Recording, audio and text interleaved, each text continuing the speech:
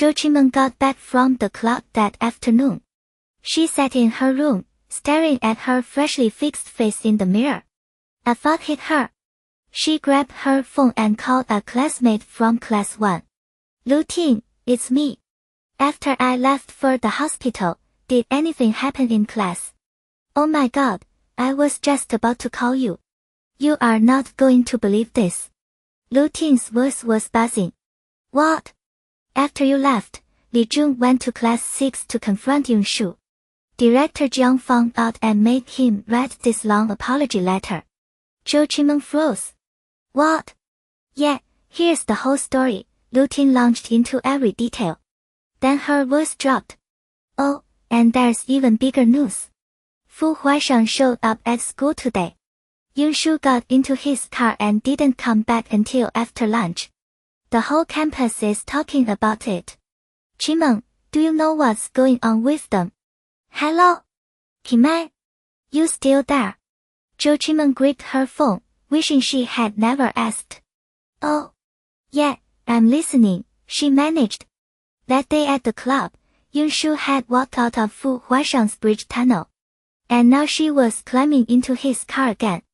How the hell had she gotten that close to him? Zhou Qimeng bit her lip until it hurt. Pure hatred burned in her eyes. Lu Ting's voice crackled through the speaker. So, do you know what's going on or not?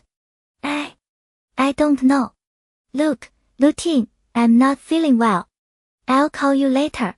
She hung up before Lu Ting could say another word. She threw open her bedroom door and stormed down the stairs.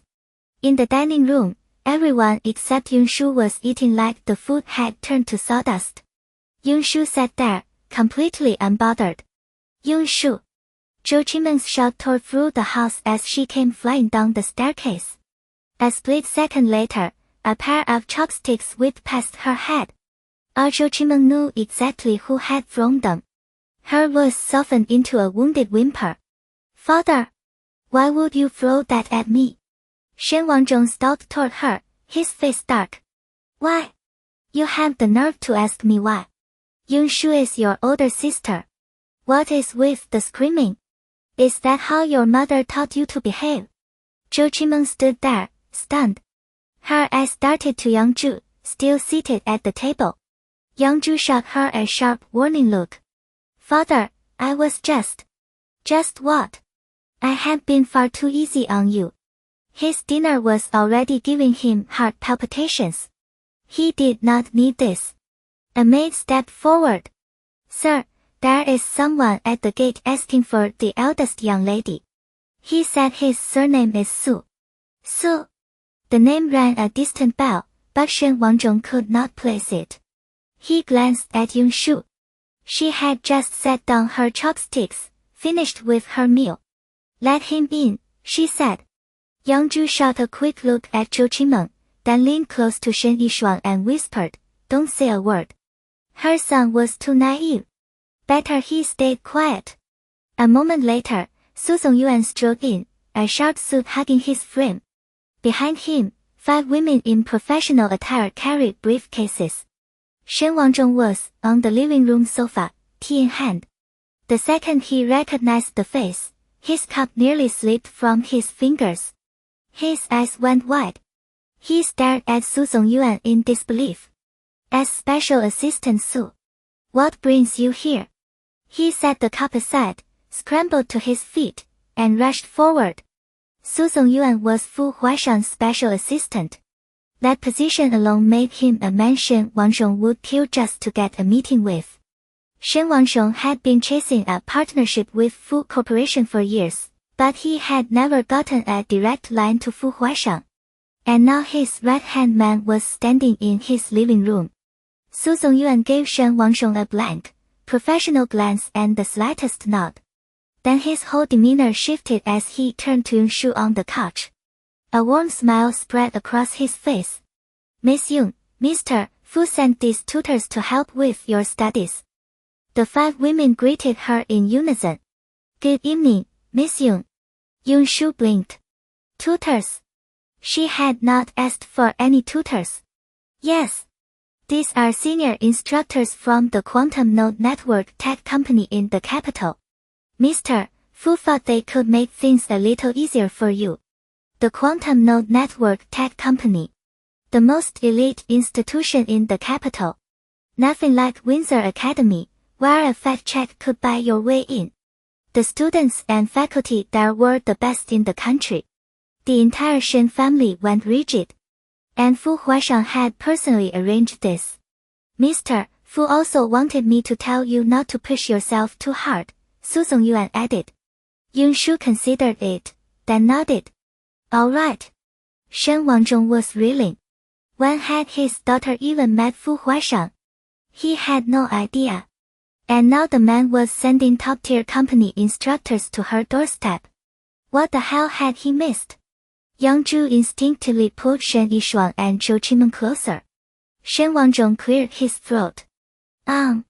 Special Assistant Su, could I ask, what exactly is the relationship between CEO Fu and my daughter? Every person in the room, except Yun Shu, held their breath. Su Zongyuan's face went flat the second he turned to Shen Wangzhong. Mr. Shen, I'll be on my way now. Then he faced Yun Shu again, his expression softening with deep respect. Miss Yun, I'll take my leave. Okay. She remained perfectly indifferent. Su Zongyuan headed for the door. Shen Wangzhong scrambled after him, desperate to see him out properly. The second he was gone, Zhou Qimeng exploded. Yun Shu, what exactly is your relationship with Fu Huaishang? Yun Shu rose from the couch. Her expression was as, none of your damn business. Zhou Qimeng's mouth opened and closed. Nothing came out. Yang Zhu reacted faster. She eyed the 5 instructors still standing there and slipped into a warm, caring tone. Yun Shu, your little sister only asked because she's worried about you. She didn't mean any harm. These were not ordinary tutors. If she could paint Yun Shu as a disrespectful brat in front of them, the story would spread all on its own. Yun Shu let out a laugh so cold it sent a chill down their spines. Ask. What gives you the right to ask? Her gaze locked onto Yang Zhu. Yang Zhu. Don't pretend in front of me. The debt between us. We'll settle it. Slowly.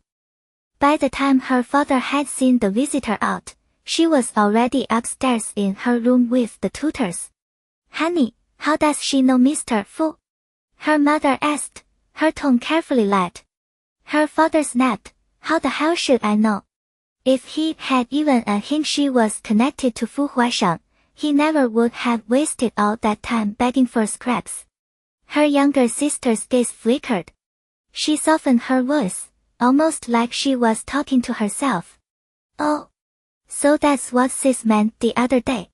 The moment her father looked at her, she pressed a hand over her mouth. Nothing. I didn't say anything. If you know something, you tell your father.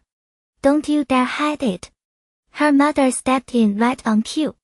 Speak it out. No more games.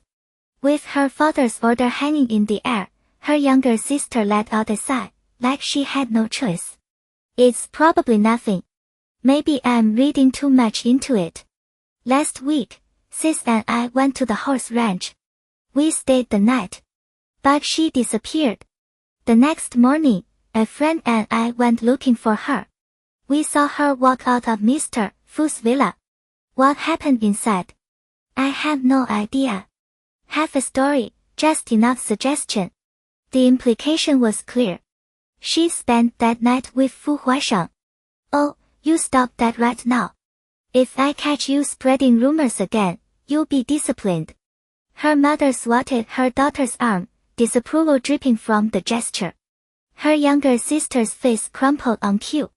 Mother, I'm not making anything up. Sis told me not to say a word to you. I talked back, and she hit me. That's how I ended up in the hospital. Her father's expression went dark. He replayed the timeline in his head.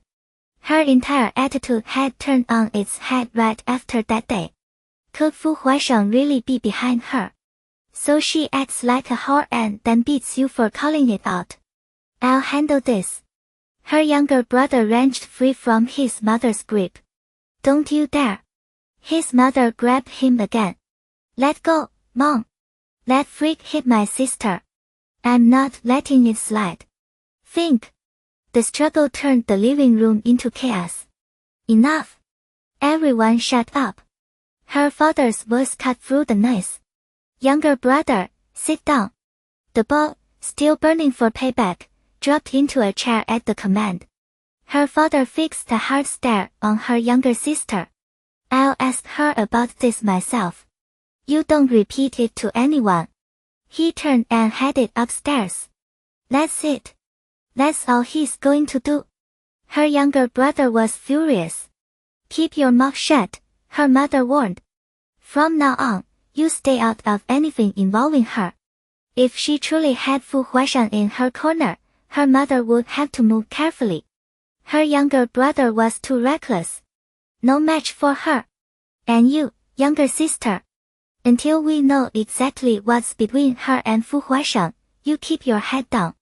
Mother, haven't you noticed? Dad has changed. A story like that, and her father had swallowed it whole. Before, he would have exploded. Tonight, nothing. Leave your father to me. You just behave. Her mother glanced toward the stairs. She could see the shift as plainly as anyone could. She'd hoped to bury her today, but those useless thugs had failed at every turn. She needed a new plan. Looting restaurant. Inside the private room, Chen was mid-performance, telling Owen all about how he helped Fu Huaishan win over his girl. Oh Lu, you ever fall for a woman you can't catch, you come straight to me. I'll get you across the finish line. The door swung open. Fu Huaishan walked in, and Chen's mouth snapped shut. Chen, what are you doing here? Shouldn't you be out with your girl? He handed him every romantic play in the book. Had he burned through them all already? Fu Huaishan dropped onto the sofa, his dark gaze settling on Chen so steadily the man started to squirm. Owen poured a glass of wine and set it beside Fu Huaishan. Congratulations, Chen. Fu Huaishan knocked it back in one swallow. Thanks. Chen leaned in, wary. What happened? She didn't like my ideas. Not every girl likes roses, Fu Huaishan said. She doesn't like roses. What about shopping, a yacht, the whole setup? No. She didn't have time. She had to study. He could still see that serious look on her face when she told him she needed to hit the books. It had landed harder than he expected. Chen had nothing. What century was this girl from? A stupidly rich, stupidly good-looking billionaire standing right there, and she picked studying over a date. Owen saw it differently. She was a student. If she'd been like every other girl, Fu Huaishan probably wouldn't have looked twice. She sounds like she's got her own mind. Fu Huaishan nodded. Yeah. She thinks for herself. One of these days, I want to sit down and really talk with her, Owen said, lifting his glass to both of them. The Su residence. Her father paced outside her door for a long while. He never knocked. Eventually, he walked back to his own room. Not long after, her mother slipped up to her door herself. She heard the tutors' voices through the wall, mid-lesson. Satisfied, she pulled out her phone and headed into the back garden. The call connected. She dropped her voice to a whisper. We need to cool things down for a while. The man on the other end had been about to ask her to come over. His voice sharpened. Li Man, you couldn't get it done, so now you're cutting me loose. No. It's just, a lot's going on at home. And you don't want your wife finding out, do you? Just do what I tell you. I'll reach out when I can. She caught the light flicking on in the upstairs bedroom and ended the call fast. She stayed in her room with the tutors until late. She saw them to the door, then turned back toward the house. She was crossing the garden when every outdoor light cut out at once. Black. Total blackness. A rush of air behind her. She stepped to the side. The blow went wide, and she heard the rush of air as the attacker's momentum carried him forward. She reached back and seized him as he stumbled past. A crisp slap cracked through the garden. Slap! Slap! Slap! One after another, clean and unbroken. The attacker had planned to stay silent, but Yunshu's relentless hits left her stunned. Finally, she couldn't hold it in. Yunshu, stop! Stop right now! She shrieked. Panicked, she clawed toward Yunshu's face, but Yunshu caught her hand mid-strike and twisted it back. The slapping stopped. The sound of bone breaking took its place. Yunshu let go, then drove a hard kick into Zhou Qimen's chest, sending her flying into the bushes. Her freshly painted face hit the dirt. Zhou Qimen, if you're planning another ambush, take a shower first. That heavy perfume is borderline toxic. Idiot. Yunshu turned and strode back toward her room. While Zhou Qimen broke down sobbing in the garden. Eventually a maid found her and dragged her out of the dirt. The next morning, Zhou Qimen showed up at the breakfast table with her arm wrapped in thick bandages. Shen Wangzhong frowned at her swollen face and bandaged arm. Didn't your arm already heal? Why is it wrapped again? I fell last night, Zhou Qimen said, her voice pitiful, but her eyes stabbed toward Yunshu, who was eating her breakfast with obvious enjoyment. Shen Wangzhong followed her gaze to Yunshu, then quickly looked away. Can't you be more careful? He muttered, and went silent. Father! Zhou Qimen was miserable, but one look at Yangzhu's warning glare shut her mouth. After breakfast, Shen Wangzhong had the driver take all three of them to school. Yunshu immediately claimed the back seat of the minivan. Shen Yishuang and Zhou Qimen sat up front. Shen Yishuang glanced at his sister's bandaged arm and raised his voice so Yunshu could hear. Sis, did someone hit you? Zhou Qimen shot a quick look back at Yunshu, who had her eyes closed like she was asleep. She shook her head. No. I fell by accident. Her mother valued her little brother over everything. Last night Yangzhu had warned her if Shen Yishuang got dragged in again and upset their father, she wouldn't walk away easy. So she kept her mouth shut. She couldn't get revenge at home. But at school, that was a different story. If someone's messing with you, tell me. If Mom hadn't stepped in yesterday, I would've made them pay, Shen Yishuang fumed. No one's stopping you now. Yunshu's eyes snapped open. Want to try? Shen Yishuang gritted his teeth, but the memory of his bruised knee from the day before pinned him to his seat. He jabbed a finger at her. Yunshu, don't get cocky. The only reason I'm not hitting you is because you're a girl. If you were a guy, then treat me like a guy. You. Point that finger at me again and you'll find out exactly what happens. Ask your sister. Zhou Qimen quickly shoved Shen Yishuang's hand down. The memory of her broken arm was still fresh. Sis. Why are you scared of her? He wasn't backing down. Remember what Mom said last night. At the mention of Yangzhu's warning, Shen Yishuang grudgingly sat still. The driver dropped them at Windsor Academy's main gate. When the three climbed out together, nearby students started whispering immediately. Shen Yishuang rushed off, unwilling to be seen with Yunshu. Zhou Qimen peeled away with her usual group of friends. Only Yunshu strolled into the school alone, unhurried. By the time she reached her classroom, most of the seats were already filled. Today, her entrance didn't stir the same chaos as yesterday. There was still chatter, but not the same frenzy. She took her seat and pulled out a textbook. Then a shadow fell over her desk. Gu Hangxian stood there, unusual for him, since he always went straight to his own seat without a word. Can I sit next to you? His sudden question stunned everyone. Gu Hangxian almost never spoke. The only time he had last semester was during the mandatory self-introduction. No matter what anyone said to him, he either ignored them or stayed completely silent. Now he was starting a conversation and asking to sit beside Yunshu. Had someone swapped his brain? Yunshu looked up, her bright eyes meeting his. After a moment, she nodded. Sure. Gu Hongxian sat down. She went back to reading. He went back to sleeping. The classmates who had been watching traded confused glances. What's up with Gu Hongxian? Why's he sitting with Yunshu? You think he likes her? A guy joked. Nah, he's just weird. Maybe his old desk mate was too loud. A weirdo and a failure. Perfect match, a girl whispered to her desk mate. Her desk mate quickly shushed her. Keep your voice down. Did you forget about Mr. Fu? The girl's eyes flashed with resentment, but she didn't say another word. Morning classes passed quickly. Lunchtime.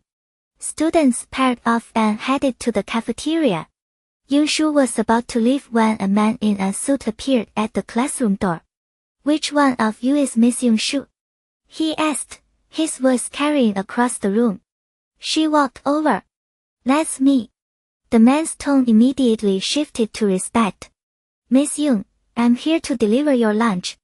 He took an ornate lunchbox from the man behind him and handed it to her. I didn't order anything. This is from Mr. Fu, he said, lowering his voice. Mr. Fu Huaishang. Enjoy your meal. With that, he and his companion laughed. Yunshu returned to her seat with the lunchbox. Just as she sat down, her phone rang. Yuer, did you get your lunch? Fu Huaishang's voice came through. Yeah, I got it. I have a meeting today, so I can't have lunch with you. I'll pick you up after school. Okay. They talked a little longer, then hung up. Gu Hongxian, who had been asleep all morning, finally stirred awake. Yunshu lifted the lid of her lunchbox. The moment it came off, the aroma hit her rich, savory, impossible to ignore. Shan Yishuang couldn't help glancing over from the next desk. 8 containers sat in front of her, each packed tight with food. He scratched his head. Seriously, it wasn't a big deal. You didn't need to buy me lunch. Yunshu looked up, a little surprised. This is my lunch. You're eating all that yourself. He stared at the spread. No way a girl her size could put down that much food. I'm growing. Got a problem with that. The response threw him completely. He nodded a little too fast. Right. Yeah. No problem. He started to back away. Wait. Yunshu's voice stopped him. What favor did you do for me, exactly? Oh, nothing major. That forum post from the other day. He fixed his coding bug thanks to her tip, so he returned the favor by taking down the thread. The comments had been brutal. Yunshu pulled out her phone. Shan Yishuang reached out to stop her. Don't bother. I already handled it. You can find it now. Before he finished, her fingers flew across the screen. Seconds later, the school forum loaded, and the thread he thought he buried was right there. How did you do that? His eyes went wide. He yanked out his own phone and logged in. Nothing. Yunshu handed her phone over, the page displaying the exact thread. She tilted her head. Is that supposed to be hard? Shan Yishuang looked at the screen, then at her. His ego took a clean hit. He'd assumed she just got lucky helping him with that bug earlier. Now he understood. The girl had real skills. 2 seconds later, he dropped into the chair beside her, eyes bright with excitement. Let's do. I'm hungry. Need to eat. She was on a strict eating schedule. When mealtime hit, she ate. I'll wait. Fine. Yunshu started eating. Shan Yishuang hovered, impatient, and got a front row seat to the show. She cleaned out all 8 containers, putting away enough food for 2 grown men. By the time the last one was empty, he realized how long he'd been earlier. She hadn't been treating him to anything. She wiped her mouth with a napkin. Done. What's the competition? First one to hack the other's phone. She nodded. Deal. And if you lose? How exactly would I lose? Confidence radiated off him lately. He'd just been taken on as a protege by some legendary hacker, and he wanted to test what he'd learned. Let's see you lose, Yunshu pressed. What's the price? She was dead serious. Shen Yishuang considered it. Whatever you say. I'll do it. From then on, I'll follow your lead. Fine. 10 minutes later, Yunshu sat back, lazily picking at a hangnail. She cleaned the virus Shen Yishuang planted in her phone in under 60 seconds. Shen Yishuang, meanwhile, was sweating.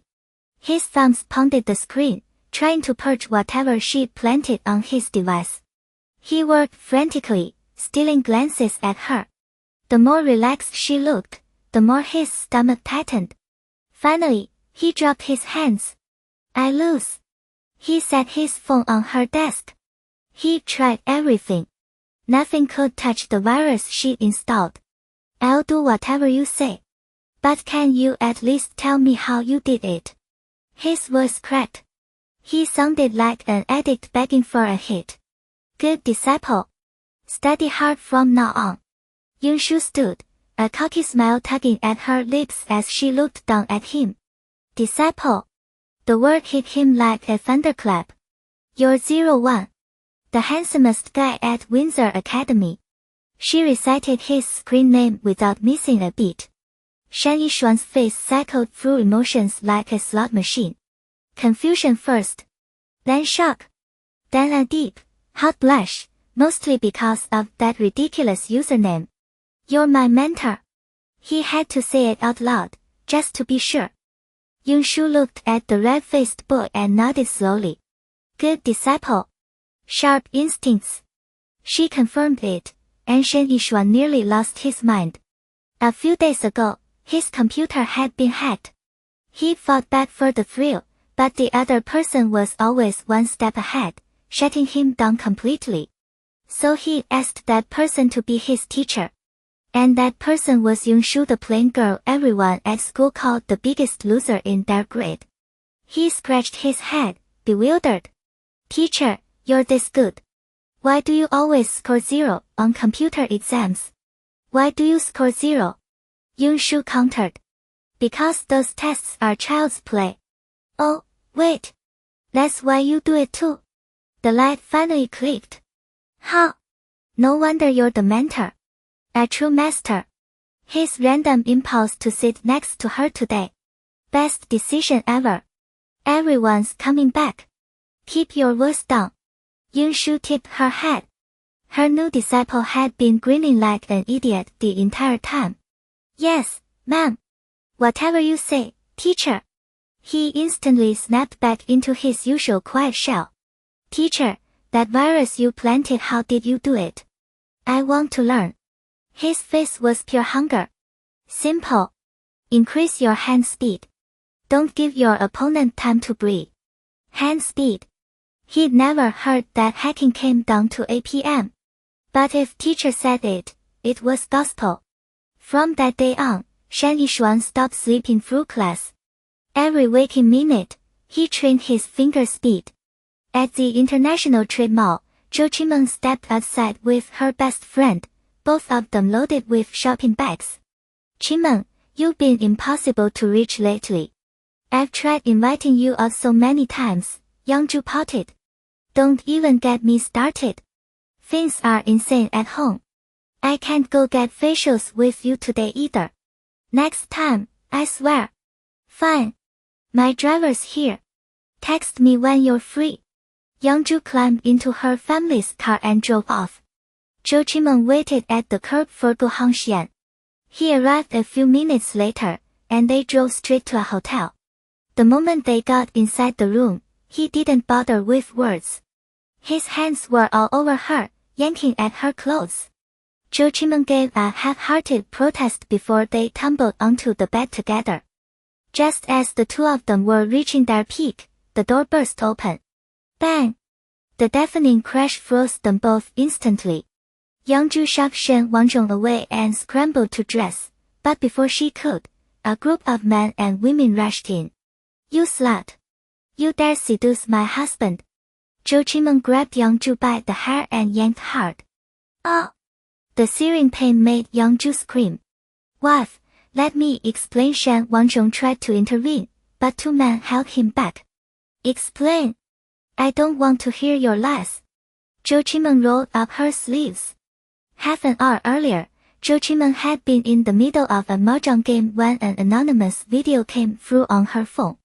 Her husband, Shen Wangzhong, hand in hand with Yangzhu, walking into a hotel. The sender even included the room number.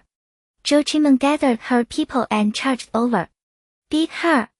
Beat that shameless whore! At her command, they all lunged at Yangzhu. The beating lasted a full hour, leaving Yangzhu battered beyond recognition. Shen Wangzhong took his share of blows, too. Only after he sobbed and begged for a long time did Zhou Qimeng finally relent.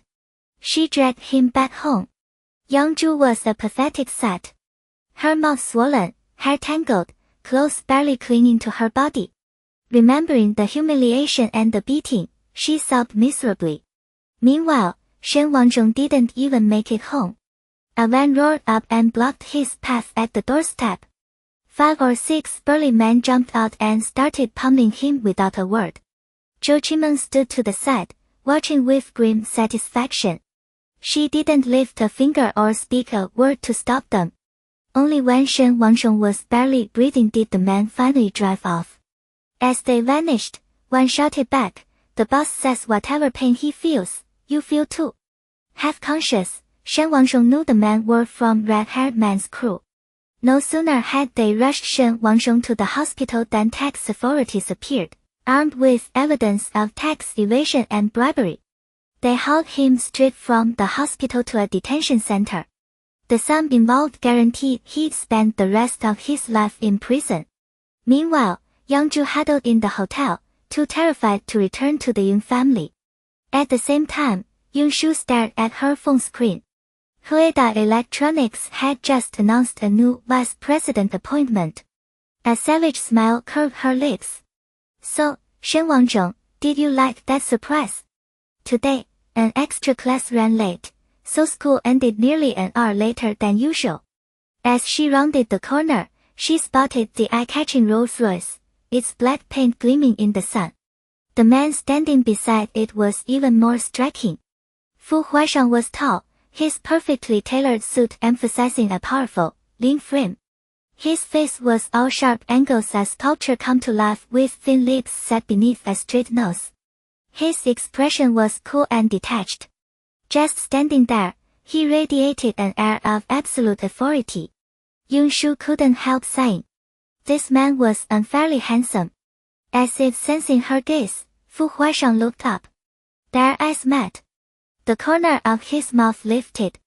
He strode over on long legs, stopped in front of her, and took her hand as naturally as breathing. "Hungry, you're?" he asked, his voice laced with affection. She nodded. We had an extra class today.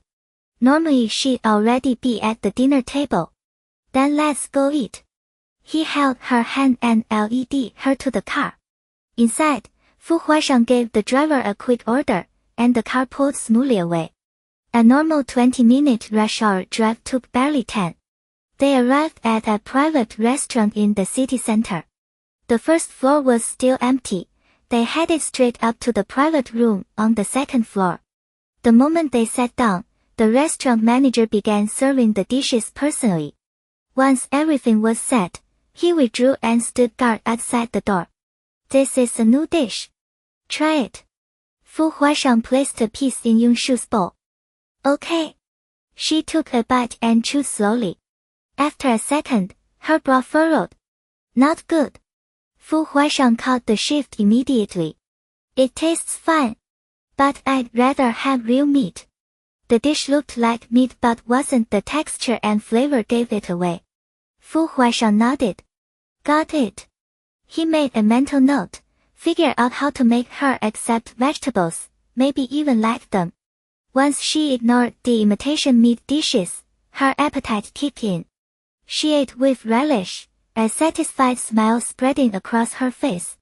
Fu Huaishang served her as he ate cracking crab legs, peeling shrimp, refilling her juice. Every move was natural, practiced. They didn't speak much, but the wordless rhythm of one serving and one enjoying drew them closer. When Yunshu was completely full, she lifted her adorable face and gave Fu Huaishang a radiant smile. The warmth of it spread to him, softening his lips into a look of pure tenderness. In that moment, something shifted between them. Threads of affection unfurled, slowly weaving them together. After dinner, Fu Huaishang drove Yunshu back to the Yun home. As the car moved, he asked quietly, would you like to go to Qing'an Academy? She shook her head without hesitation. No. Fu Huaishang smiled. Okay. Whatever she wanted, he would support. He didn't need a reason. The night before, the tutors had talked with Yunshu late into the night. Today, Honorary Principal Professor Zhang from Qing'an Academy reached out to Fu Huaishang directly. He wanted Yunshu to transfer. The reason was simple, her learning speed was astonishing, and she could draw inferences and apply knowledge with ease. He believed she deserved a better educational environment. Fu Huaishang wouldn't force anything. He asked for her opinion. Her wishes came first. Fu Huaishang glanced at her backpack. Ugly words now covered the fabric, scrawled in harsh strokes. The teacher had said she was a fast learner. But it looked like Yunshu had more secrets than he realized. Across campus, the Western restaurant just outside the school gates had a pure date-night vibe. Soft lighting, intimate booths. Half the academy used the place for couples. When Go Hongxian got Zhou Qimen's message asking to meet here, he couldn't stop grinning. He dropped everything and hurried over right after his last class. But by the time the academy was nearly empty, Zhou Qimen still hadn't shown. Finally, the door opened. Over here, Qimen. He stood and waved. She walked toward him, her expression full of apology. Sorry, Hongxian. I hurt my hand, so the teacher's assignment took me longer. She gestured at the arm Yunshu had broken, the cast impossible to miss. Go Hongshuan's heart soared when he saw her. Then it crashed. Qimen, you're way too soft. That's why Yunshu runs all over you. She slipped into her usual role, keeping her voice generous and sweet. Don't say that. My sister didn't mean it. Honestly, I'm fine, I just won't be able to compete in the art contest next week. That did it. Go Hongxian slammed his palm against the table. Damn it. Your art is incredible, and now you're out because of her. I'll get payback. A flicker of triumph lit Zhou Qimen's eyes, but her face stayed angelic. Hongxian, don't do anything stupid for me. You already got punished last time. Please, don't be rash. Don't worry, Qimen. I won't be rash. He leaned in, his voice low. But I'm going to make sure Yunshu loses face. And she's going to know exactly what a broken arm feels like. Zhou Qimen put on her best worried face. In a moment of well-timed urgency, she grabbed his hand, the one he just used to slam the table. Hongxian, please don't do this for me. I'm not worth it. Inside, she was glowing. Go Hongxian was so predictable. So easy to manipulate. A few carefully chosen words, and he was ready to fight her battles for her. She couldn't beat Yunshu herself. But Go Hongxian. He was a key member of the martial arts club. Yunshu wouldn't stand a chance against him. Go Hongshuan's face flashed at her touch. He held her hand, looking at her like she was the only person in the world. Like he'd give her everything. After dinner, Fu Huaishang drove Yunshu home. The luxury car pulled up in front of the Shen residence, its distinctive license plate gleaming under the streetlights. Shen Wangzhong stood in the living room, looking out. He spotted the car instantly. That plate was impossible to miss. He thought about going out to greet them. Then, after a bit of hesitation, he stayed right where he was. Fu Huaishang and Yunshu got out of the car. He took her backpack, his voice low and easy. Want me to walk you in? She took the bag from him. No need. If Shen Wangzhong sees you, he'll have a heart attack. One eyebrow arched. Was he really that scary? I'm out of town tomorrow work trip. Call me if you need anything. Or I can leave Li Jun here for you. He took her hand, running his thumb over her knuckles. Yunshu glanced at Li Jun, who stood a few yards away. She shook her head. I'm fine. She'd noticed Fu Huaishang's assistant didn't like her. The reason didn't matter. She wasn't about to force a relationship with someone who didn't want one. And anyway, she wasn't that helpless girl anymore. She could take care of herself. All right. I'll be back soon. She nodded. They said their goodbyes. Fu Huaishang waited until she disappeared inside before he drove off. Yunshu stepped into the living room. Shen Wangzhong was standing by the large window, the perfect spot to watch everything that happened at the front gate. When he saw her come in, he turned back. Yeah. He opened his mouth, hesitated, then changed course. Did you eat? Yes. Your mother Yangzhu had an emergency back home. She had to leave. If you need anything, tell me. Yunshu almost laughed out loud. Emergency. Right. More like she was too bruised and battered to show her face. Got it. She nodded and headed upstairs. Shen Wangzhong watched her go, memories flooding in. One had that little girl who used to run straight to him the second he walked through the door, stopped wanting to talk to him at all. In her room, Yunshu powered through her homework fast. Then she cracked open her laptop and logged into the website. When she saw the latest test posted, a slow smile curved her lips. Her fingers flew across the keyboard, entering a long string of code. The screen went black, thousands of characters shifting and dancing across it. She hit enter. A password box appeared on screen. She thought for a few seconds, then typed. The screen flashed white. Red letters appeared, unlock successful. Ding dong. A notification lit up her phone, 500,000 had landed in her account. She did the math. Between her earlier design work and this job, she had 6.5 million now, not counting the card Shen Wangzhong had given her. It sounded like a lot. But building her own foundation, she still had a long way to go. She needed to find a way to earn more. Royal Garden Manor sat on the outskirts of the capital, a dreamlike castle hidden from the world. Covering 100 acres, it belonged to one man, Fu Huaishang. His private territory. Past the main gate, a grand avenue stretched like a sleeping dragon, winding toward the heart of the city. The entire estate was wrapped in miles of wrought iron fencing, delicate scrollwork threading through the bars. The architecture fused Gothic spires with sleek modern lines, a strange, harmonious beauty. The marble exterior gleamed under the sun, casting a cold, dignified light. Stepping through the revolving door inlaid with Swarovski crystal felt like entering another world. Inside, the living room soared 60 feet high. Above it, a floating staircase cascaded downward like a river of stars, a breathtaking visual impact. Priceless Persian rugs and custom gilt chandeliers filled the space with quiet, unapologetic luxury. The estate had everything: a private helipad, an infinity pool, an underground wine cellar.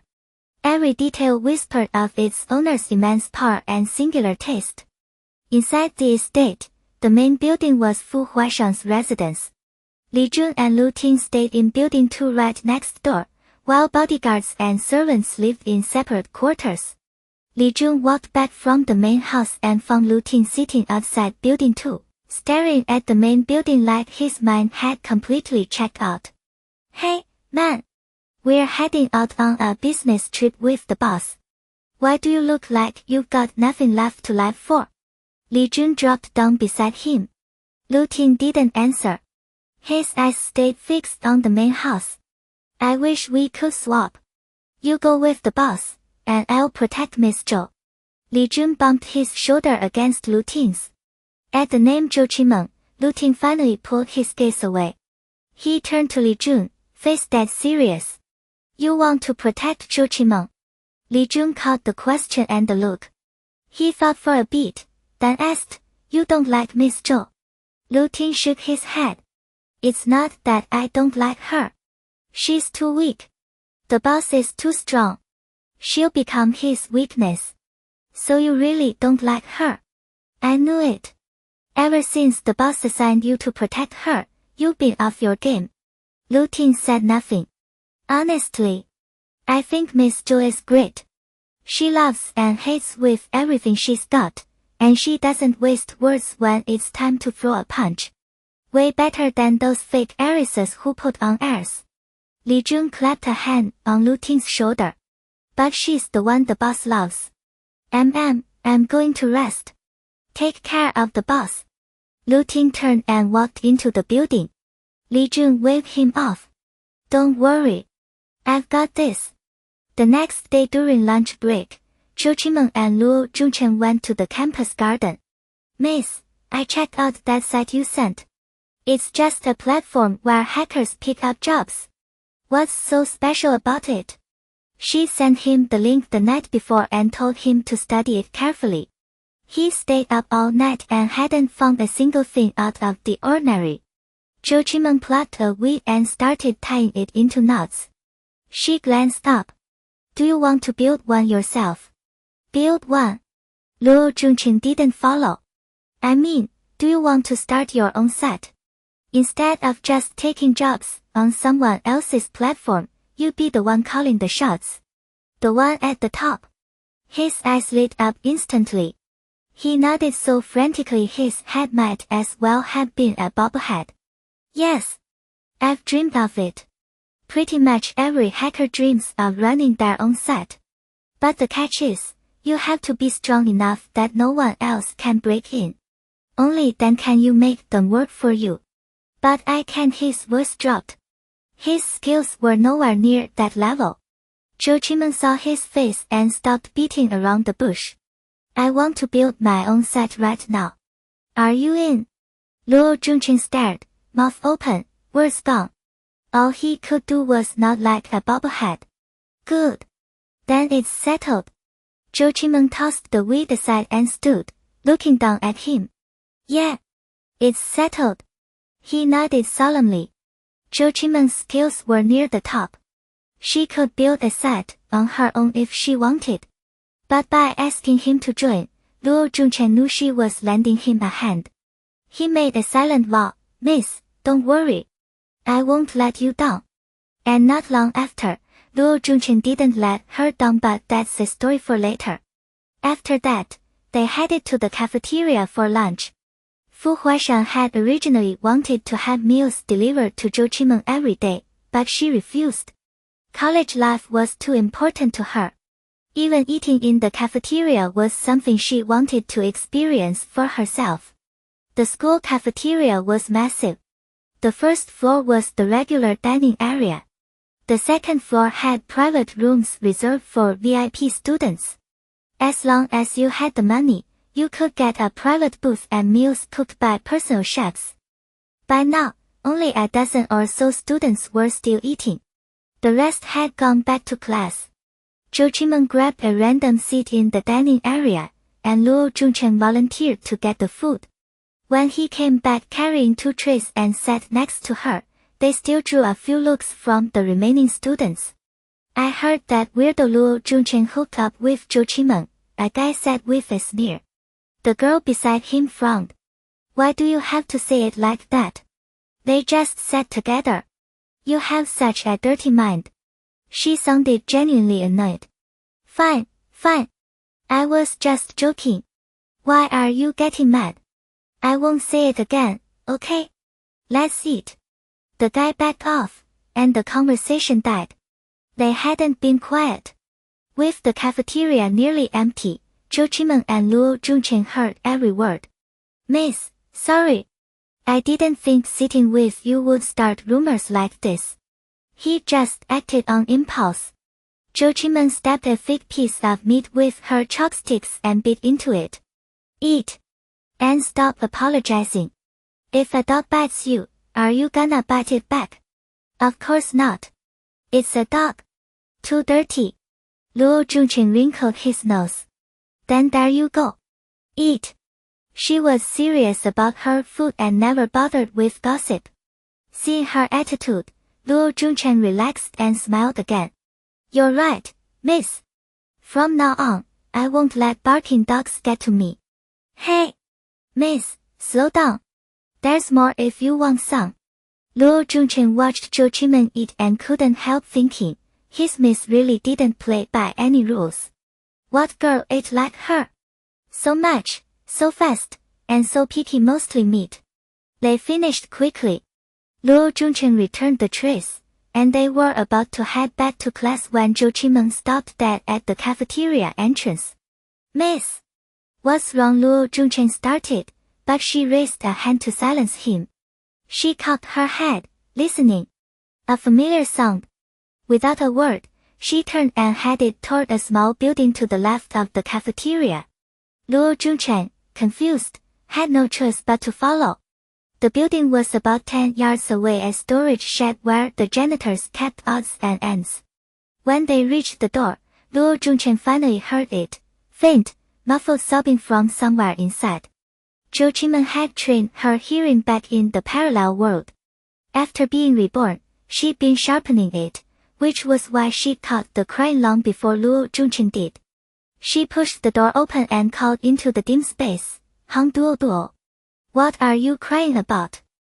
Isn't she just supposed to strip? If you keep bawling like that, how are you going to dance? Laughter poured out of the room, followed by sleazy, jeering commentary. Hell, she can cry and dance at the same time. Might actually make it more fun. Get moving. If a teacher shows up, I'm holding you responsible. One of them raised his fist, the threat unmistakable. Zhou Qimen trembled from head to toe, tears streaming down her face faster than she could wipe them away. Her voice splintered between sobs. Please, just let me go. I'll give you money. Whatever you want. The three boys ignored her completely. One grabbed a fistful of her clothes and barked, You're dancing, and we're taking your money too. The others erupted in harsh laughter that sounded more like demons circling prey. No, please don't. Her voice cracked as she struggled, but she was too weak. Her resistance meant nothing to them. When it was obvious she wasn't going to cooperate, the other two closed in, hands tearing at her from every side. Oh! Her scream slammed off the walls, pure terror and despair spiking to its limit. Outside the door, Fu Huaishang heard everything. All the color drained from his face. Free against one girl. That was low. Completely shameless. He didn't think. He just launched himself at the door. But before he could hit it, a strong hand grabbed the back of his collar and yanked him backward, reeling him several steps away. Before he could even register what happened, a deafening bang split the air. The steel door, the one they all assumed was impossible to breach, blew open like flimsy cardboard under the force of Yunshu's brutal kick. Inside, the three guys froze. Everything ground to a halt. They turned, faces slack with disbelief. And then they saw Yunshu standing in the doorway, and the shock curdled straight into arrogance. Smirks crawled across their faces. Well, if it isn't Yunshu. The guy with the crew cut swaggered toward her first, full of bravado, the other two falling in behind him, closing the space. Just as the tension coiled tight, Fu Huaishang stepped in front of Yunshu. Master, run! Go find the teacher. I'll stall them. His expression was set, grim and determined. The three looked at his frantic face and burst out laughing. Where'd this clueless white knight come from? Playing hero. Yeah, a hero. That's hilarious. Yunshu's face was ice. Her gaze locked onto them like frozen steel. Beneath the calm surface, something predatory stirred. The air turned sharp and cold. These seniors were the same ones who had bullied and humiliated her original self the worst. Their primary lackeys. Back then, they tried to force her to strip. If Zhou Qimen hadn't found out and shouted for a teacher, Yunshu would have been shattered beyond repair. And now these same bastards were still at it. Still hunting. What a perfect day. A cold smile twisted inside her. Since she ran into them, she might as well settle the score early. Fu Huaishang. Get Zhou Qimeng out of here. Her voice stayed even. But underneath that calm, a storm roared, ready to break. Fu Huaishang's heart jolted. No way was he leaving her to face them alone. No way, master, you need to go. He shouted, panic rising. Are you defying me? Her tone sharpened, cutting through with an authority that shut down argument. He hesitated, caught. But, I said, take Zhou Qimeng out. Yunshu's voice hit like a blade. Her glare pinned him where he stood. Fu Huaishang saw the absolute seriousness in her eyes, and it rocked him. He'd never seen her this stern before. He bit his lip, then finally gave a tight nod. Fine. The guy with the crew cut watched Yunshu with growing interest, a lecherous grin sliding across his face. Heard you got some work done. You're looking way better now, he said, the mockery fake. One of his buddies chimed in. No kidding. Way hotter than before. All right then, the leader said. You come over here and dance for us, and I'll let Zhou Qimeng walk. Yunshu stepped forward 2 paces. Fine. The word was crisp and flat. Fu Huaishang rushed to Zhou Qimeng, pulled her up, and steadied her behind Yunshu. Master, just hold on. I'm getting a teacher now. His voice shook with urgency. He followed her orders, but he was not letting her face this alone. Zhou Qimeng's eyes were already wet again. Tears spilled and poured over. Between sobs, she screamed at Yunshu, don't worry about me, just go. Yunshu turned her head toward Fu Huaishang. Take care of Zhou Qimeng. Close the door as you leave. Yeah, close that door. Tight. The crew-cut guy strolled closer, lazily unzipping his jacket. We've got some serious fun planned with Yunshu. Fu Huaishang ground his teeth together. He grabbed the sobbing Zhou Qimeng and bolted for the door. At the same moment, the other 2 moved. One of them swung the door shut and clicked the lock into place. Now Yunshu stood at the center, 3 guys surrounding her, a lamb pen inside a wolf den. Inside the room, she calmly shrugged off her jacket. The sight made them all the more eager. Hurry up, take it all off. Boss, you want me to? The one who locked the door shot a pointed look at the leader, seeing her strip. The hell are you asking? You think I'm waiting in line for you or what? He hadn't even finished spitting out the filth when her pale fist slammed into his face. Li Jun and Lu Ting burst from the storage room, hearts hammering, and sprinted toward the mall manager's office. When they got to the door, gasping, it was locked. The office was empty. They traded a look, turned, and ran for Director Luo's office. Luck wasn't on their side. That office was empty too. Lu Ting was crying so hard she could barely breathe. What do we do? Li Jun grabbed her arm. Go back to the department. I'm going back to help my boss. He was already running before she could argue. No way was he letting Yunshu face those bastards alone. More than 10 minutes later, the screams inside the storage room went quiet. Yunshu's face and hands were streaked with blood. She stared down at the 3 crumpled bodies on the floor, the tattooed man, the red-haired man, the crew-cut man, the lethal fury in her eyes slowly fading. She pulled out her phone and made a call. When Li Jun raced back, he found her sitting on a large crate outside the storage room. Her shirt was torn, blood smeared across her face, and she was calmly wiping her hands with a wet wipe. Boss, his voice cracked. He stopped a few steps away, tears streaming. I'm sorry. I shouldn't have left you alone. This is all my fault. His legs gave out. He dropped to his knees in front of her. Yunshu blinked. Why are you kneeling to me? Li Jun lifted his tear-streaked face. It's my fault, those bastards, they hurt you because I wasn't here. She saw the anguish on his face and a flicker of warmth touched her chest. So you went to get the supervisors? He nodded fast. I went to the mall manager's office, and Director Luo's, but they weren't there. His voice dropped to a whisper. I'm sorry, boss. It's my fault. Good thing you didn't find them, she said, almost casually. Huh?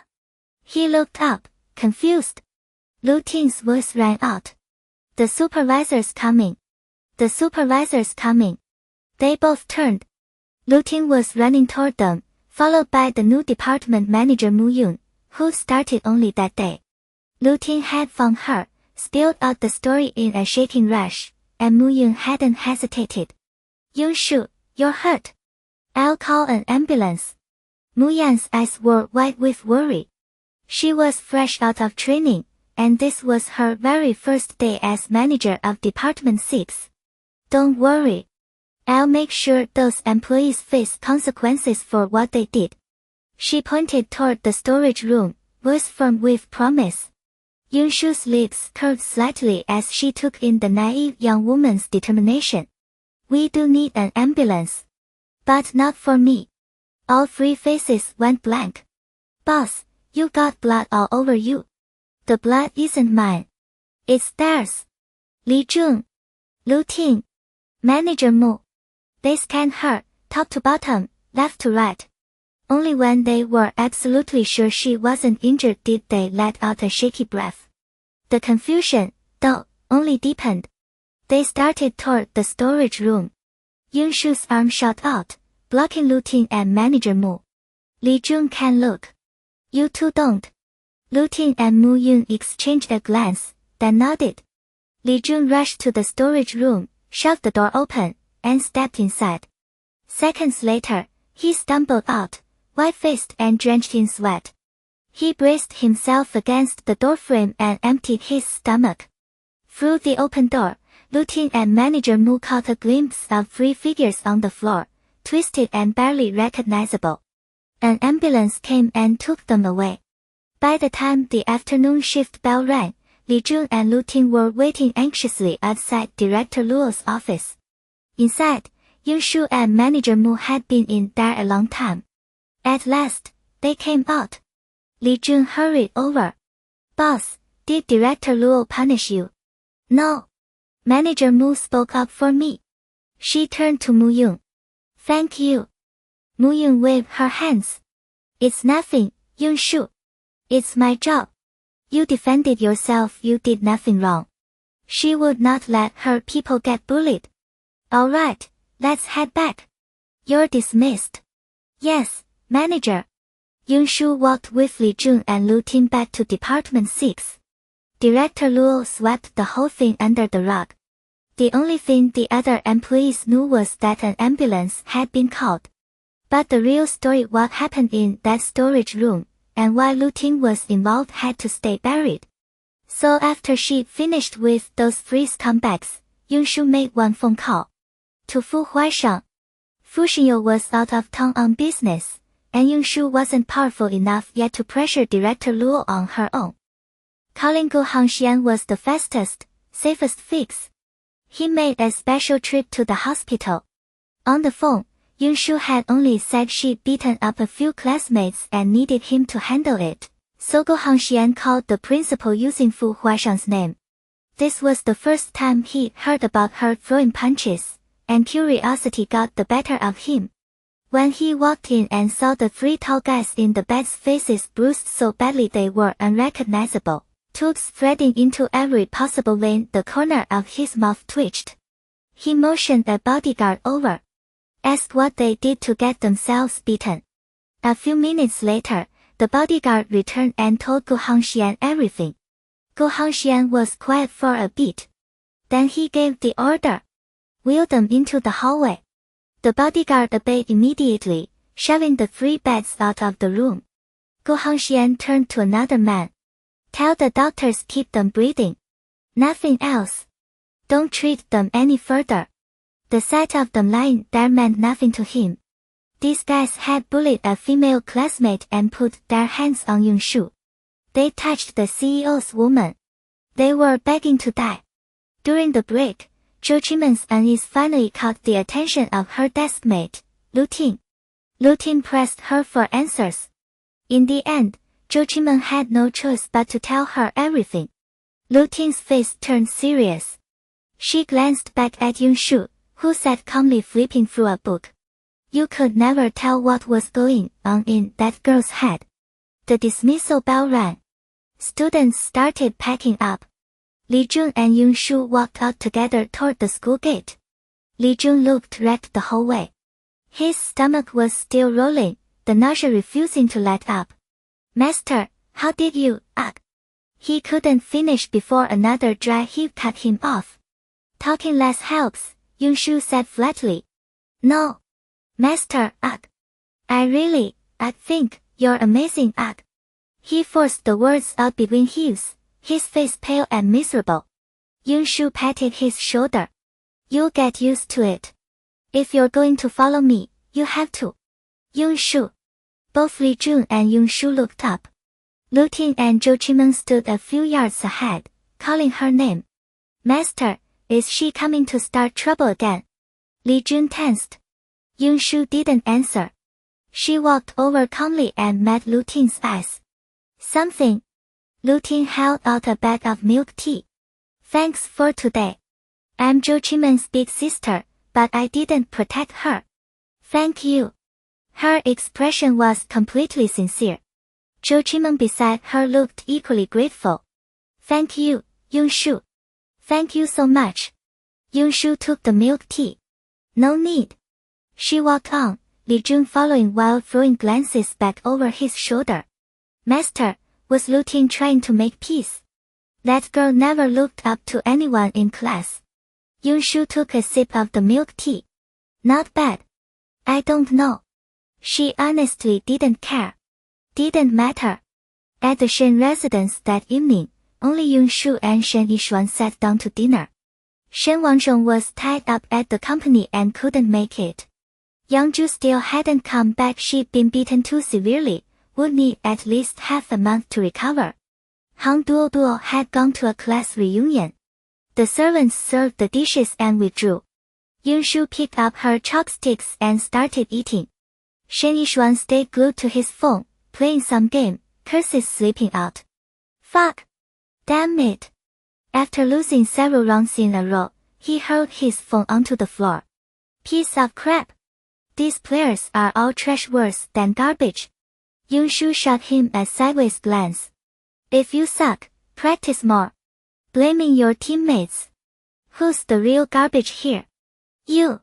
Shen Yishuan shot to his feet, furious. Fine, you try. Bet you're just as bad. Yunshu shook her head, deliberately baiting him. No thanks.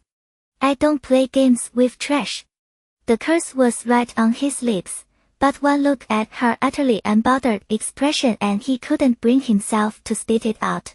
He stormed back to his room without taking a single bite. In high spirits, Yunshu helped herself to an extra bowl of rice. This kid was way too easy to mess with. A few words and he was fuming. Satisfying. Her phone rang. Fu Huaishang. She hit speaker, still chewing. Hey! Have you eaten yet? His voice was cool and even. Having dinner now. You? Yeah, just finished. I miss you. Cough cough. The last 3 words caught her so off guard she started choking. Yunshu, you okay? His tone sharpened with worry. Fine, just swallowed wrong. No one had ever said anything like that to her before. She really wasn't used to it. On the other end, Fu Huaishang's lips curved upward. He didn't believe it was a coincidence. When it came to eating, she was a pro. That choke had everything to do with what he just said. But he didn't call her out. He wanted her to get used to it slowly. They talked a little longer, then hung up. A moment later, a message popped up on her screen. She opened it. Fu Huaishang again. Miss you. This time, her reaction was much milder. Still holding the phone, her thoughts drifted to Shen Yishuan, and she felt a sudden flicker of amusement. She hacked into his phone, found the game he was playing and his account name, then downloaded the same app, a popular shooting game. A quick glance at the intro, and she logged in, located his server, and joined. Hello, handsome Shan. She sent the friend request. He accepted right away. Who are you? Why are you adding me? I'm your fan. Everyone says you're amazing at this game. I want you to carry me. A string of tearful, pleading emojis followed. So what can you do? I'll think about whether to bring you along. Yunshu considered it for a second. Not much. But I can back you up. Fine. You back me up, I'll carry you. Deal. Thanks, brother Shan. They teamed up and dropped into the match. At first, Yunshu stuck close behind Shen Yishuang, playing the total newbie. She picked up gear for him, scanned the map, followed every order. A few minutes in, 2 other squads appeared on the map. Shen Yishuang tensed up.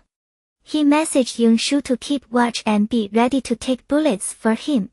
She agreed. Soon enough, the 2 squads merged to wipe Shen Yishuang's team. He ordered Yunshu to run out and draw fire. She vanished. Shen Yishuang screamed into the mic. Nothing. He cursed out loud. A moment later, both enemy squads were eliminated. The kill notification flashed across the screen. Hiding in a corner of some ruins, Shen Yishuang laughed so hard tears ran down his face. Brother Shen, I took them all out with that move you taught me, Yunshu messaged. Not bad. Stick with me, you'll never lose. Shen Yishuang took a screenshot. He'd have serious bragging rights at school tomorrow. His good mood didn't last. Yunshu messaged again. Brother Shen, it's just us 2 left now. You better hide. Because I'm coming for you next. Shen Yishuang didn't take her seriously. Kid, you barely know how to shoot and you think you can take down your master. The second he sent that message, the flag on the ruined corner where he hid got shot down. Yunshu. That was when it hit him. She wasn't joking. What do you want? He demanded. To take you down. 10 seconds to hide. I don't want this over too fast. Yunshu hit the countdown. The ticker started. Shen Yishuang cursed and scrambled for new cover. The instant he ducked, bullets slammed into the wall beside him. Inches away. That's how it went. Yunshu toyed with him for over a dozen rounds. Psychologically wrecked, Shen Yishuang finally messaged her. I quit. Just kill me. The mental torture had broken him. What was even the point anymore? Fine. But first you shot 10 times. I suck at this game. I'm a total noob. Then I'll let you go. You. Are you insane? Just kill me already. Why do you have to torture me? Shen Yishuang was losing it, pacing his room, phone in a death grip. Say it or not. Otherwise I'll send that thrilling footage of you hiding and running to all your classmates. Bullshit. Only the player can save their own game footage. You can't access mine. Shen Yishuang wasn't buying it. Yunshu saw his reply, a wicked smile curving her lips. Her fingers tapped the screen. A message popped up on Shen Yishuang's end. He stared at the clipped video. There he was, running and hiding the entire time, never firing back once. If this cowardly highlight reel hit the class group chat, he'd be the joke of the year. He couldn't beat her. He couldn't even yell at her. It was maddening. Fine. Promise me. I say it, and you don't send that video to our classmates. If you do, you're a dog. Deal. So Shen Yishuang, self-proclaimed gaming god who always blamed his teammates, shouted into the game, I suck at this game. I'm a total noob. Yunshu opened the public channel. In an instant, tens of millions of online players watched and listened as Shen Yishuang screamed that he was a noob. She promised not to send the video to his classmates. She never said a word about the public channel. The moment he finished his 10th I'm a total noob, Yunshu logged off. He scrambled to find her game ID, searching frantically. Nothing. His phone rang. He hit answer. Yeah, Gu Hongxian, what's up? Dude, Shen Yishuang.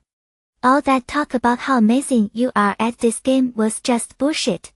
His classmates' voice dripped with laughter. What bullshit? I'm incredible. Keep lying. We all saw your highlight reel on the game channel. You just hide and run. You call that good? And then you literally admitted you're a noob. We're dying. Shen Yishuang's face went white. You saw it. Where? Game channel, man. And not just us. Probably tens of millions of people were online. No. He hurled his phone at the floor. The Apple device shattered. He was finished. Hearing the roar from next door, Yunshu turned back to her homework. The next morning, she ate breakfast and headed to school. The Su family driver was already waiting by the car. She climbed in. He started to pull away. Miss, the second young lady left early. The young master called in sick today, so it's just you. The driver checked the rearview mirror. Zhou Qimeng leaving early. Normal. Different boys picked her up every week. Shen Yishuang sick. Not a chance. He'd been smashing things in his room late into the night. Plenty of energy. More like too embarrassed to show his face after that public humiliation. Yunshu nodded. Okay. At school, she took her seat. Li Jun handed her a tablet. Master, this is the website prototype I built. Tell me what needs fixing. He was nervous. First real attempt. Taking the tablet, Yunshu examined the work carefully. A few minutes later, she reviewed everything. She pointed out several areas he needed to reconsider. Li Jun wrote down every word. Take your time. Getting a prototype done in just a few days. That's impressive. Just needs some polish on the details. Li Jun was definitely a promising partner. She'd only given him a rough outline, and he'd already turned those abstract requirements into concrete templates. Got it. I'll work on improvements. Li Jun noted every key point. The first class of the afternoon was supposed to be a core academic class, but it was suddenly changed to a public PE lesson. Homeroom teacher Zhang Xiying rushed in, saying there was a last-minute taekwondo demonstration. School district officials would be observing, so everyone needed to go to the taekwondo club immediately. The entire class 6 hurried over. By the time Su Xinyue and Gao Feng arrived, all 6 sophomore classes were almost fully assembled. They found their seats with the rest of class 6. In the front row sat a dozen school administrators and district officials. If any of you want to participate in the demonstration, feel free to sign up. But don't push yourselves, Zhang Xiying said, her voice tight with nerves. It was only her second day on the job, and she already had officials observing. Of course she was anxious. The students started whispering among themselves. Most agreed they'd just watch. No one knew taekwondo, and getting humiliated on stage wasn't worth it. Zhang Xiying sat with them, a flicker of disappointment crossing her face. But she reconsidered. If they lost badly, that would be even more embarrassing. So she let it go. Su Xinyue kept her usual cool expression as she listened. Beside her, Gao Feng was completely absorbed in his tablet, ignoring everything else. Code was his true love. Once everyone was seated, the demonstration began. First, the Taekwondo club members performed basic moves. The whole thing was routine and unremarkable. After speeches from the school and district officials, the host stepped onto the stage. Okay, everyone, time for part 2 of today's event, individual competition.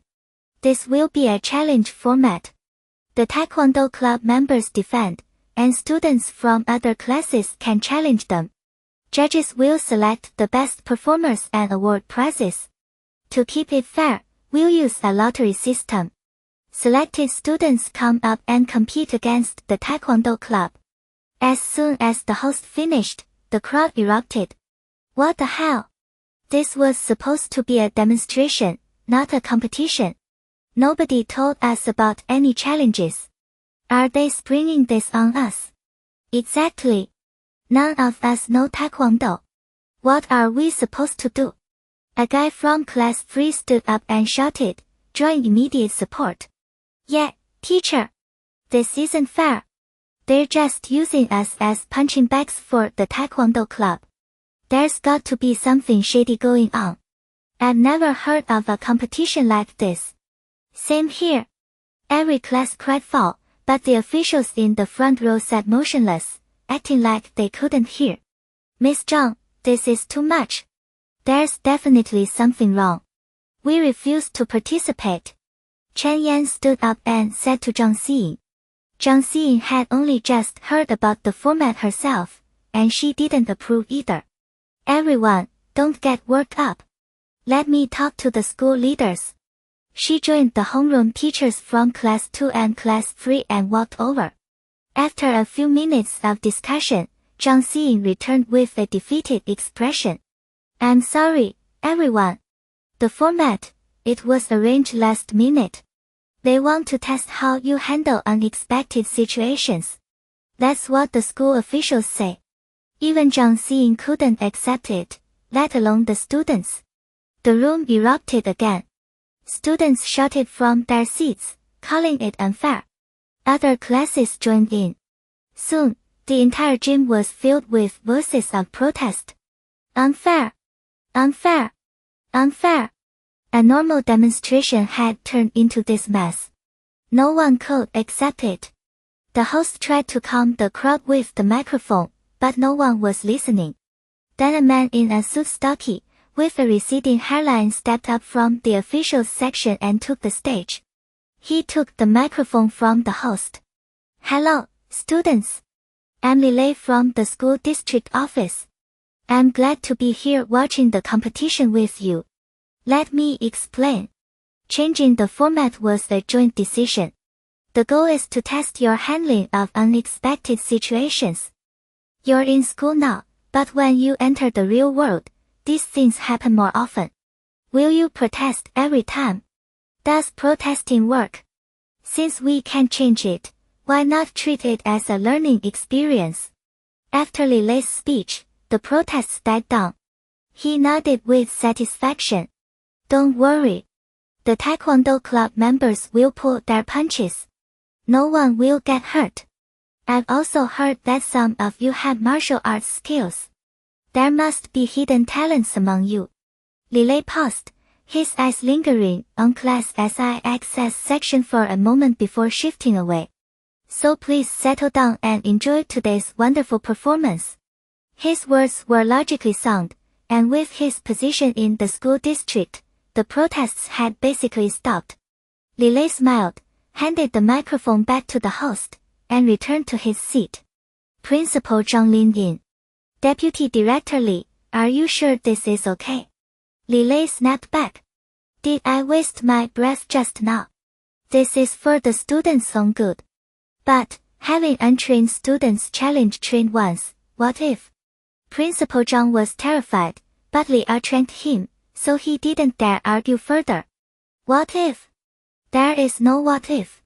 Lilei had lost patience. Do as I say. He slammed his hand on the table, sealing the decision. Principal Zhang didn't dare speak another word. He simply told the dean of students to announce the start. What are we going to do? If I get picked, I'll lose, but I don't want to embarrass the class, one of Chen Yan's friends said, worried. Don't worry. Just do whatever you can. The guy from the district said they'll pull their punches. No one gets hurt, Chen Yan reassured her. That's the only option. Zhou Qimen caught the nervous whispers threading through the crowd, and her own anxiety crept higher. Then the competition kicked off before anyone could settle. A rookie from the security team dipped her hand into the lottery box and drew a name Li Jun, a boy from the main household. When the host called him out, the kid stood frozen at his bench, eyes wide, too scared to move. His teacher nudged him gently, and he shuffled toward the stage like a dead man walking. The security rookie was, on the shorter side, round-faced and sturdy, the cute kind of fit. They squared off.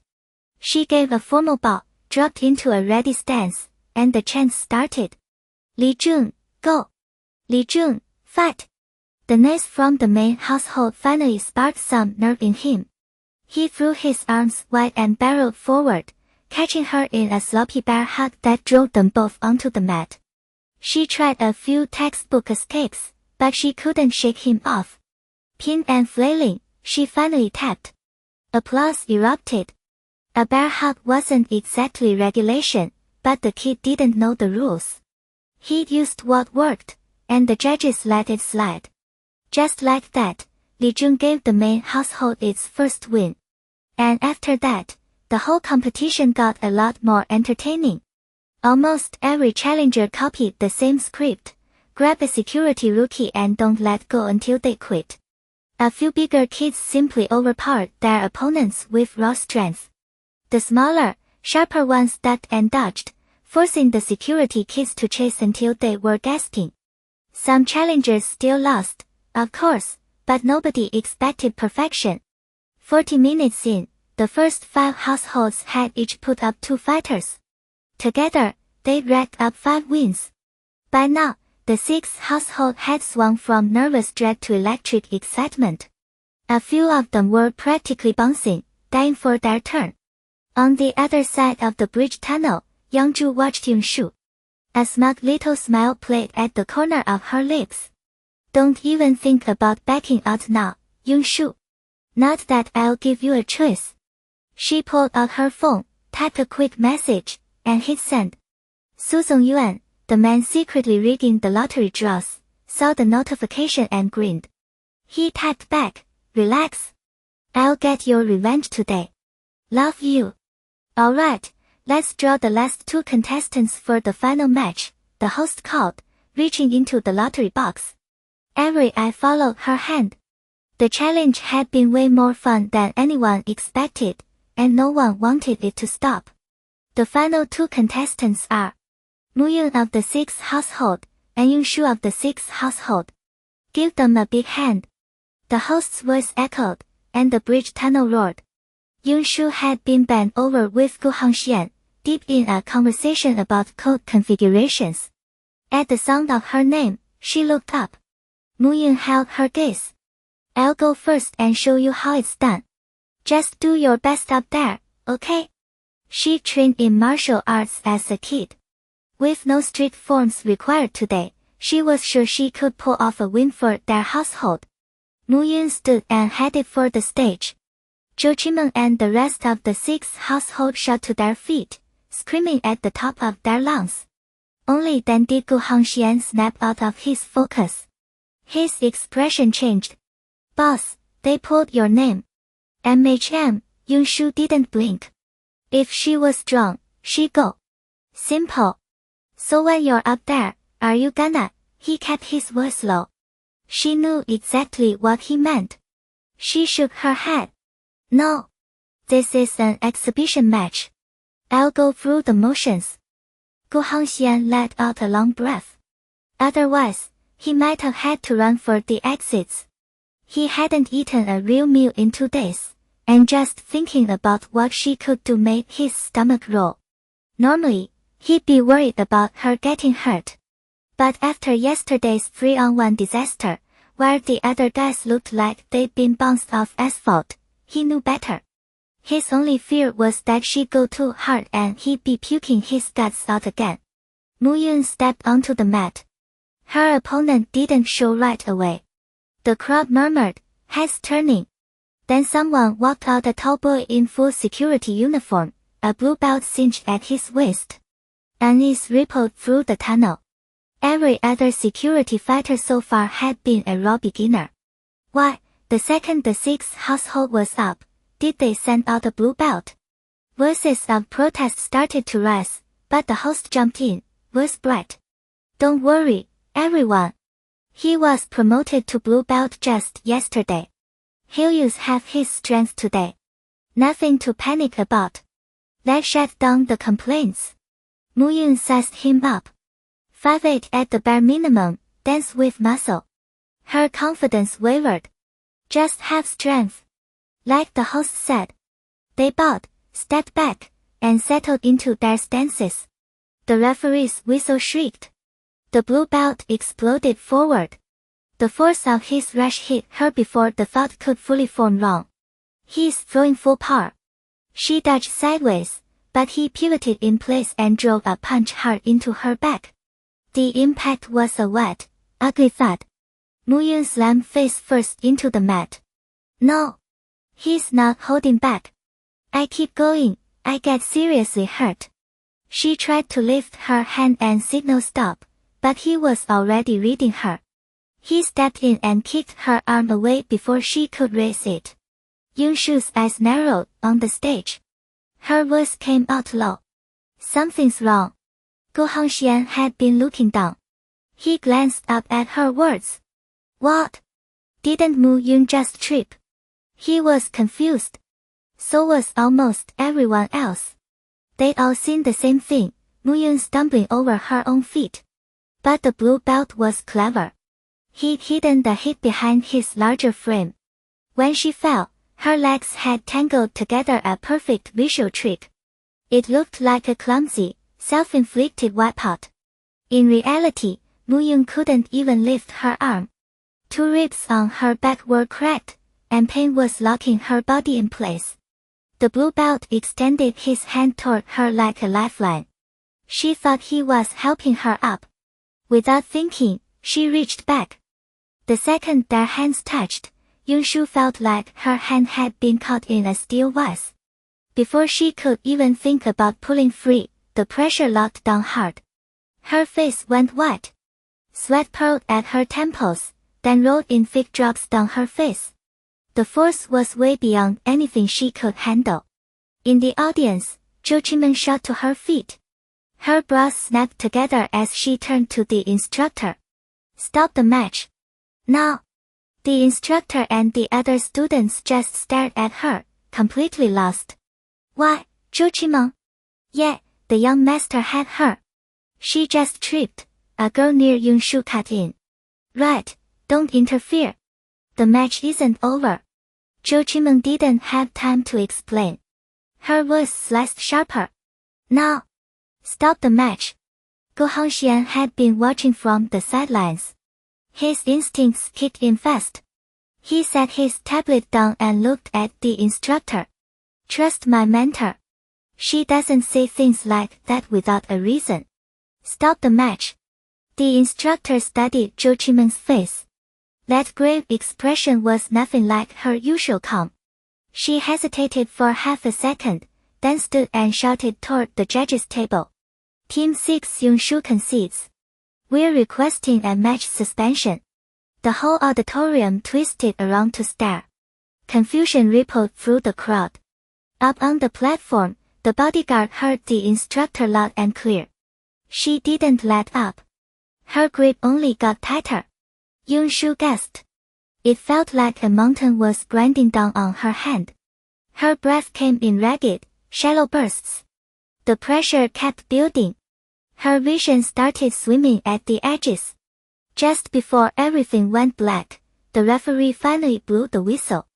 The bodyguard released Yunshu's hand, slow and reluctant. Yunshu's body gave out. She crumpled to the floor like a puppet with its strings cut. Her hand hung numb and useless at her side. The instructor finally realized how bad it was. She rushed onto the stage and helped Yunshu up. Yunshu, are you okay? Worry was written all over her face. Yunshu's skin was paper white. Her lips had no color at all. She looked barely conscious. The bodyguard, she didn't hold back, full force. Her voice was barely a whisper. The instructor's eyes went wide. What? The announcer said she'd pull her punches. Yunshu shook her head weakly. She didn't have the strength to say another word. 2 other students from Team 6 ran up and helped carry Yunshu back to her seat. The rest of the team crowded around, firing off questions. Young master, are you okay? Talk to us. Pain was ripping through Yunshu's whole body, but her hand was the worst. It burned like someone had set it on fire. She couldn't speak. She just shook her head. The instructor told them what Yunshu had set up on stage. Everyone lost it. This is insane. Report her. That's straight up cheating. Instructor, let's go to the principal. There's no way he sweeps this under the rug. The whole team was furious. They wanted someone held accountable. The instructor's blood was up too. She told the students to look after Yunshu and headed for the front row to find the principal. The other teams had no clue what was going on.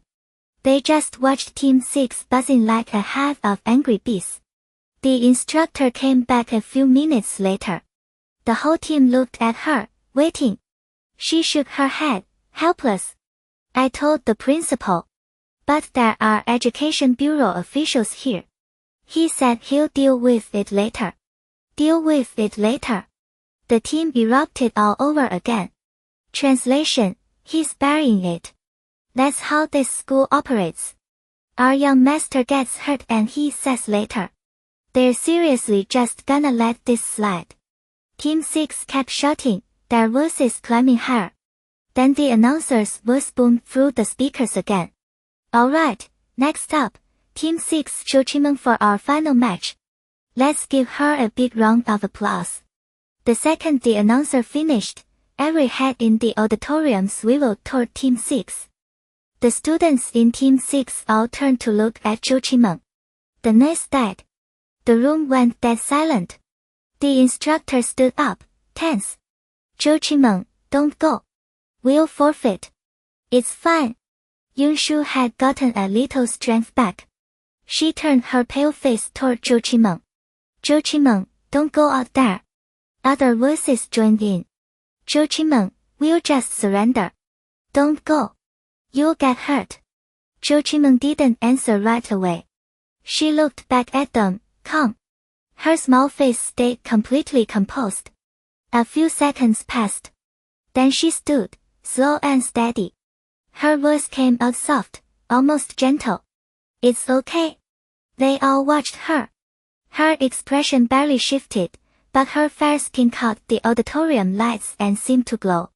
She wasn't loud. But something in her voice carried a strange, quiet certainty that settled over them. Gu Hongxian got to his feet. Unlike the rest, he didn't try to stop her. Righteous fury burned all over his face. Mentor, go. Kick that bitch's ass. I swear this time I won't throw up. Everyone in Team 6 just stared at him. Across the auditorium, people gawked. Was this guy serious? He was actually telling Xia Mo'er to go fight a bodyguard. The instructor pulled herself together. Her mind flashed back to what had happened the day before. She took a deep breath and looked at Xia Mo'er. Xia Mo'er, just protect yourself. Even if you lose, it's okay. Xia Mo'er met her eyes, and a small, quiet smile tugged at the corners of her lips. Then she stepped forward and walked onto the stage. Xia Mo'er wanted to take Yunshu to see Dr. Gao, but Yunshu refused. Deep down, she knew it was impossible. Still, some part of her hoped for a miracle. Mu Yun stepped onto the stage. She wore a soft knit set, her hands clasped loosely behind her back. Her delicate face was completely at ease. She didn't look like someone about to fight. She looked like someone who'd just come to watch. The curtain drew back, and a figure stepped out. Fu Zhiheng walked forward, a nasty smirk smeared across his face. The crowd erupted, especially the students from Design Department 6. They shouted over each other. Protest! Fu Zhiheng's a trained fighter, he can't compete. Protest! Disqualify him! The cries spread fast. More and more people joined in. Yeah, this is a joke. Protest! The venue spiraled into chaos. Everyone questioned whether Fu Zhiheng should be allowed anywhere near this match. As Design Department 6 kept yelling, students from other departments picked up the chant. The noise swelled, swallowing the room whole. Seriously, the guy's got actual combat training. How is that fair? Did you all forget? The director punished Fu Zhiheng because of Mu Yun. This is nothing but payback. Even if he wants revenge, does he have to make it this obvious? A trained fighter against a girl who doesn't know anything. Has he got no shame? The criticism came from every corner. No one was happy. Everyone was convinced he'd broken the rules. Even some of his own classmates in design department 1 thought he'd gone too far. He was a trained fighter. Way out of Mu Yan's league. Winning this way wouldn't be a victory. It would just be pathetic. Fu Zhiheng stood on the stage, ignoring the outcry below. The smirk never left his face. If anything, it got wider. He stared at Mu Yun. What about you, Mu Yun? You want to protest too? He tugged hard at the uniform belt that marked his rank, showing off. Mu Yun looked back at him, her expression unreadable. Her eyes held something close to pity, the kind you reserve for an idiot. Her voice came out calm and distant, but it cut straight through him. Fu Zhiheng, let me give you some advice. Before you volunteer to be someone's lapdog, you might want to find out if that person actually gives a damn about you. All the last-minute rule changes, Fu Zhiheng's sudden appearance. Mu Yun had already pieced it together. Lu Ting was behind it. What she hadn't expected was that Fu Zhiheng could be stupid enough to let himself get used. Her words hit his chest like a sledgehammer. Rage ignited instantly. His eyes bulged. Mu Yun, if you got the guts, stop talking and fight me. You dare. He knew he couldn't win a verbal fight. But there was no way in hell he was swallowing this. He'd settle it with force. He glared at her, teeth grinding. I'm going to cripple you myself today. Facing his provocation, Mu Yun stayed eerily calm. The corner of her lips curled into a lazy, careless smile. She didn't even blink at the threat. She turned her head slowly toward the officiant's table. Teacher, we can start. The crowd heard her willingly kick off the match. Doubt rippled through them. Is she that cocky? Her opponent's a trained fighter. Yeah, Mu Yan's probably headed straight to DR Gao after this. The design department's 6 students caught every piece of gossip. Their faces darkened. They wanted to argue, but they didn't know what to say. Mu Yun was up against a brutal opponent. Even they were struggling to keep faith.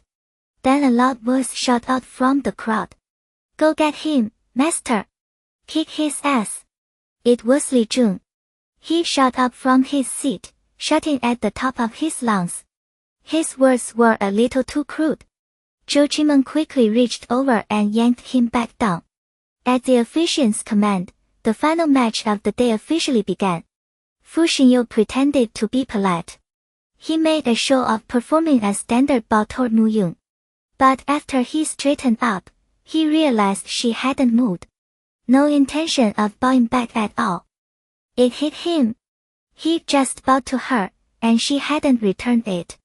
She basically made him kowtow. His face twisted in anger. Etiquette and dignity went out the window. He raised both hands and charged straight at her like a beast. Mu Yun took a step back, her eyes narrowing.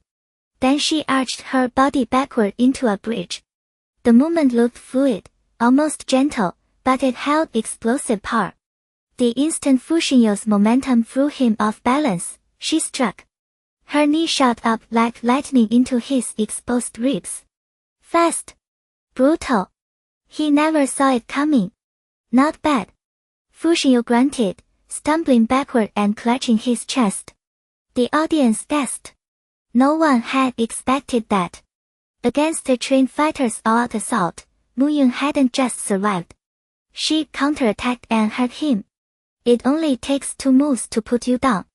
A dangerous smile touched Mu Yan's lips. She gave him no time to recover. She launched her second attack. Her leg snapped out a lightning side kick aimed straight at him. Fu Zhiheng raised his arm to block. But just as his hand made contact with her foot, her toes shifted, changing direction like a mirage. The feint caught him completely off guard. He was so focused on the fake that he forgot his supporting leg entirely. Mu Yun drove straight for it. Her foot slammed into the inside of his knee. Yunshu felt a sharp jolt of pain. The next second, his body lost balance and he crashed to the floor. The employees erupted. Go, Yunshu! Yunshu! Yunshu! Zhou Qinmeng shot up from her seat, eyes wide. She couldn't believe what she was seeing. What the hell was Fu Huaishang doing? He was a trained martial artist with devastating power behind his strikes. There was no way Yunshu should have been able to take him down that easily. Fu Huaishang spotted Zhou Qinmeng standing. The look on her face, that ugly mix of shock and disgust, sent fury blazing through his chest. He just humiliated himself right in front of her. His temper exploded. Today he was going to put Yunshu in her place. Then Qinmeng would finally agree to be his girlfriend. He scrambled up. You're dead, Yunshu. He charged, both fists tight, every ounce of strength behind his punches. The wind whistled around his knuckles. He locked all his power onto her, driving hidden force into every step. There was no way she'd walk away from this. Yunshu watched him barrel toward her, that bloodthirsty gleam flashing in her eyes again. In a hurry to get yourself killed. She spun half a turn, her ponytail slicing a sharp arc through the air. Fine by me. She clenched her fists, ready to meet him head-on. No. Why isn't she dodging? Fu Huaishang's too strong. Oh God, there's gonna be blood. The design department employees screamed at her to get out of the way. Yunshu, watch out. Dodge left. Now. Panic ripped through the crowd. In that split second, Yunshu's fist collided with Fu Huaishang's. The air around them seemed to ripple from the impact. But Yunshu's slender frame didn't budge an inch. Fu Huaishang blinked. She caught his punch and she made it look easy. Without thinking, he swung his leg. The loaded kick flew at her, but before it could land, Yunshu struck his shin. A crisp crack echoed through the hall. She pulled back, and Fu Huaishang hit the ground again. He tried to scramble up, but Yunshu's kicks rained down like a storm. That's it, Yunshu. Yeah, keep going. Finish him. The design department was losing their minds. Watching her pound Fu Huaishang into the mat sent a surge of pure satisfaction through every one of them. The department heads sat in stunned silence. Their faces burned, like someone had slapped them in public. What kind of joke was this? A skilled martial artist getting demolished by Yunshu, who wasn't even a real fighter. Humiliating. Her legs moved like lightning. Every kick landed dead on, heavy enough to crack bone on impact. Fu Huaishang couldn't fight back. He could only scramble around the platform, desperate to escape. But her speed was insane. Her legs swapped so fast they left after images. The crowd gaped. They'd never seen anything like it. Fu Huaishang was getting destroyed. He had zero fight left in him. It looked like he was about to raise his hand and surrender. Then Yunshu kicked his hand. A sickening crunch, and his arm bent at a grotesque angle. Now he couldn't even raise it to give up. He lay there, writhing. But Yunshu didn't stop. She kept hammering him. Li Jun watched from the audience, his face dark. He signaled the referees to call the match. The referees huddled, then shook their heads. Fu Huaishang was a ranked fighter. The gap between them had been massive from the start. The match was unfair the moment it was made. Sure, he was getting destroyed now, but that alone wasn't grounds to stop the bout. And since Fu Huaishang hadn't surrendered, the referees had no reason to end it. So the one-sided beating dragged on for over 10 minutes. Before the match, Fu Huaishang had been arrogant, untouchable. Now he looked like a beaten dog, completely wrecked. His body was a mess of bruises. He couldn't even speak to concede most of his teeth had been knocked out. Yunshu, on the other hand, looked completely at ease, like this brutal fight had been nothing but light cardio. Her suit was still crisp, not a single wrinkle. Her hair stayed neat in its ponytail. The only sign she'd been in a battle was her slightly heavier breathing. Then she unleashed one final spinning kick. It landed like thunder on Fu Zhiheng's shoulder. He flew like a busted cat, crashed into the commentator's table, and slammed face first under the front row officials' desks. The referee's whistle blared. Match over. Winner, Yung Shu. Fu Zhiheng lay in ruins. Multiple fractures. His suit's shoulder ripped open, blood seeping through. His cheek pressed against the floor, smeared with dust. The picture of total defeat. Yung Shu stood over him like a queen. She looked down with a scornful smirk. Only takes a couple moves to put a dot in its place. The hall exploded. Thunderous applause filled every inch of the room. Go Hongxian laughed, clapping hard. Yes. Master, you're incredible. Yung Shu won. Legend. Someone shouted. Yung Shu, I'm your biggest fan from now on. The cry caught like wildfire. Voices rose around them, a wave of Yung Shu. Legend. Echoing through the hall. The employees of Department 6 shot to their feet, applause crashing through the main hall like thunder. It wasn't just about Yung Shu winning. It was pure respect. She earned every clap, every cheer. Even people from other departments stared, stunned, then joined in. The noise spread fast wildfire in Drag Race. Everyone loves an underdog. The weak taking down the strong. And Yung Shu had just made that fantasy real for every person in the room. She'd avenged Yang Zhu. Brought pride back to her department. And Fu Zhiheng, the man who threw his weight around to humiliate people. He was flat on his back, out cold. She taught him a lesson he wouldn't forget. Looting LED, the Department 6 charge, rushing to the edge of the stage with the rest of the team behind her. They looked up at Yung Shu with bright, shining eyes. Yung, that was insane. Yung Shu, you're a beast. One person didn't move. Shangfu Muse stood apart from the chaos. His gaze locked onto Yung Shu, his face dark. When his eyes flicked to Fu Zhiheng still sprawled unconscious on the mat, the shadows in his expression deepened. All right, everyone. Please welcome Deputy Director Shangfu to present today's winner, Yung Shu, with her award. The host's voice rang out across the venue. Lu Ting, still beaming, waved Department 6 back to their seats. Shangfu Muse climbed the stage. He took the microphone and cleared his throat.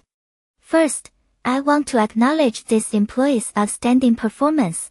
She demonstrated exceptional skill, and we are all very proud. He paused. His gaze swept across the crowd, then landed on Yung Shu, standing off to one side. His tone shifted. Hardened. However, after discussion, we've determined there are certain, controversial aspects to this match. Silence hit the main hall like a wall. Therefore, we cannot present the award at this time. We will review the matter further and notify everyone once a final decision is reached. He handed the mic back to the host and walked off the stage. No one moved. No one spoke. Then the noise erupted. What does that even mean? Someone yelled. They set up the whole competition themselves, and now that she won, it's suddenly controversial. Is this a joke? Murmurs rippled through the crowd as outrage spread in sharp whispers. What kind of leadership is this? Say one thing, do another. Completely shameless. I'm telling you, something shady's going on. Yeah, they just get to decide whatever they want. Lu Ting couldn't accept it.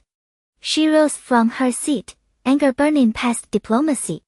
She was going straight to the CEO. She wanted answers. But when she reached the front row, the CEO and every other senior official were already gone. She stood there, stunned. No explanation.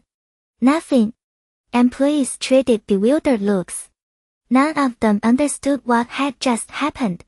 Yung Shu stepped down from the stage, unhurried. She didn't actually care about the award. But Deputy Director Shangfu's reaction, that had snagged her attention. Lu Ting walked over, her face tight. Yung, Don't worry. I'll fight for this. You're getting the recognition you deserve. Department 6 crowded around her, voices overlapping, everyone speaking at once in her defense. This is so unfair. You're clearly the best. How can they just pull something like this? It's insane. They were furious. All of them. Yunshu looked at her colleagues, a faint smile touching her lips. It's fine. Don't worry about it. No one can take what belongs to me. Gu Hongshuang's voice boomed over the noise. That's right. Anyone messes with my team leader, they deal with me. Anyone messes with Department 6, they deal with all of us. Up in the stands, Zhou Qimeng watched. Her eyes locked onto Yunshu, surrounded by her team, everyone rallying around her. Rage and jealousy burned hot behind her gaze. Why? Everything had been set up perfectly. How was Yunshu still standing there untouched? She was bitterly disappointed in Fu Huaishang. He'd sworn he'd get revenge. Now he was the one on his way to the hospital. The humiliation scorched her. Useless piece of trash, Zhou Qimeng hissed through clenched teeth. All that big talk, and when it matters, you fold like wet paper. Her anger spiraled, uncontrollable. She ripped the bracelet Fu Huaishang had given her off her wrist and hurled it to the ground. She stared at Yunshu and made a silent, venomous vow. Don't get comfortable. One day, I'll tear you apart. Just wait. Then she spun on her heel and walked out of the hall. The Fu residence. The second Yunshu stepped through the door, Shen Yishuang came at her like a shot. Yunshu, did you seriously beat Fu Huaishang? He hadn't been at the office. He'd only heard rumors. And he was still deeply skeptical that his sister could take down a corporate champion. Yunshu didn't even glance at him. She walked straight past and headed inside. Shen Yishuang, completely unbothered by her dismissal, grabbed Zhou Qimeng by the arm. Hey, sis, did Yunshu actually beat Fu Huaishang today? Zhou Qimeng had been fuming the entire ride home. Her brother's needling lit the fuse. She shot him a glare sharp enough to cut. Yes. She beat him. Happy now? Stop asking me the same question over and over. You're driving me insane. Shen Yishuan barely registered the venom. He was too busy reeling. So Yunshu's really that good? What kind of training program is she in? I want to join. He still believed that her personality shift and newfound aggression came from some corporate boot camp. Even after hearing she'd beaten a champion, he clung to that theory. But then a thought slid through his mind, quiet and cold. Fu Huaishang was a top-level executive. And Yunshu had taken him down. If that was true, then all those times she'd yelled at him before, had she been holding back? The thought sent a chill straight down his spine. Zhang Xiying rushed straight to the upstairs study the moment she got home.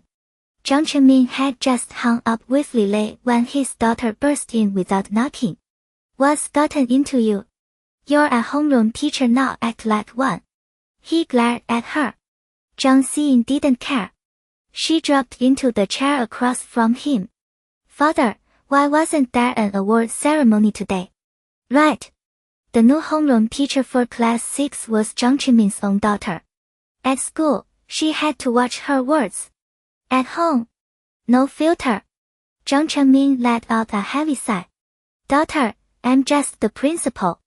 There are people above me, you know that. I know Su Xinyue from your class crushed it today. I wanted to give her the award too. But I don't have the final say. His voice carried real frustration. The whole competition had turned him into a puppet. Change the curriculum. Done. Alter the rules. Done. There wasn't one thing he could push back on. Zhang Xiying drew a steadying breath. After a beat she asked, Father, so Deputy Director Li pulled all the strings today. But why? Zhang Chenmin opened his mouth, then closed it again. He just couldn't say it. Daughter, stop asking. If I could tell you, I would. Your father's in a bind. Then what are you going to tell everyone tomorrow? The students in class 6 were waiting. They wanted justice for Su Xingyue. Zhang Chiming's head was about to explode. I'm trying to figure that out, too. Can't you see I'm already losing my mind? Zhang Xiying paused, saying nothing. Go on. Let me think. She stood and walked to the door. Before closing it, she made one last try. Father, Su Xingyue was incredible today. Please make sure she gets what's fair. Zhang Chiming waved her off weakly and slumped back into his chair.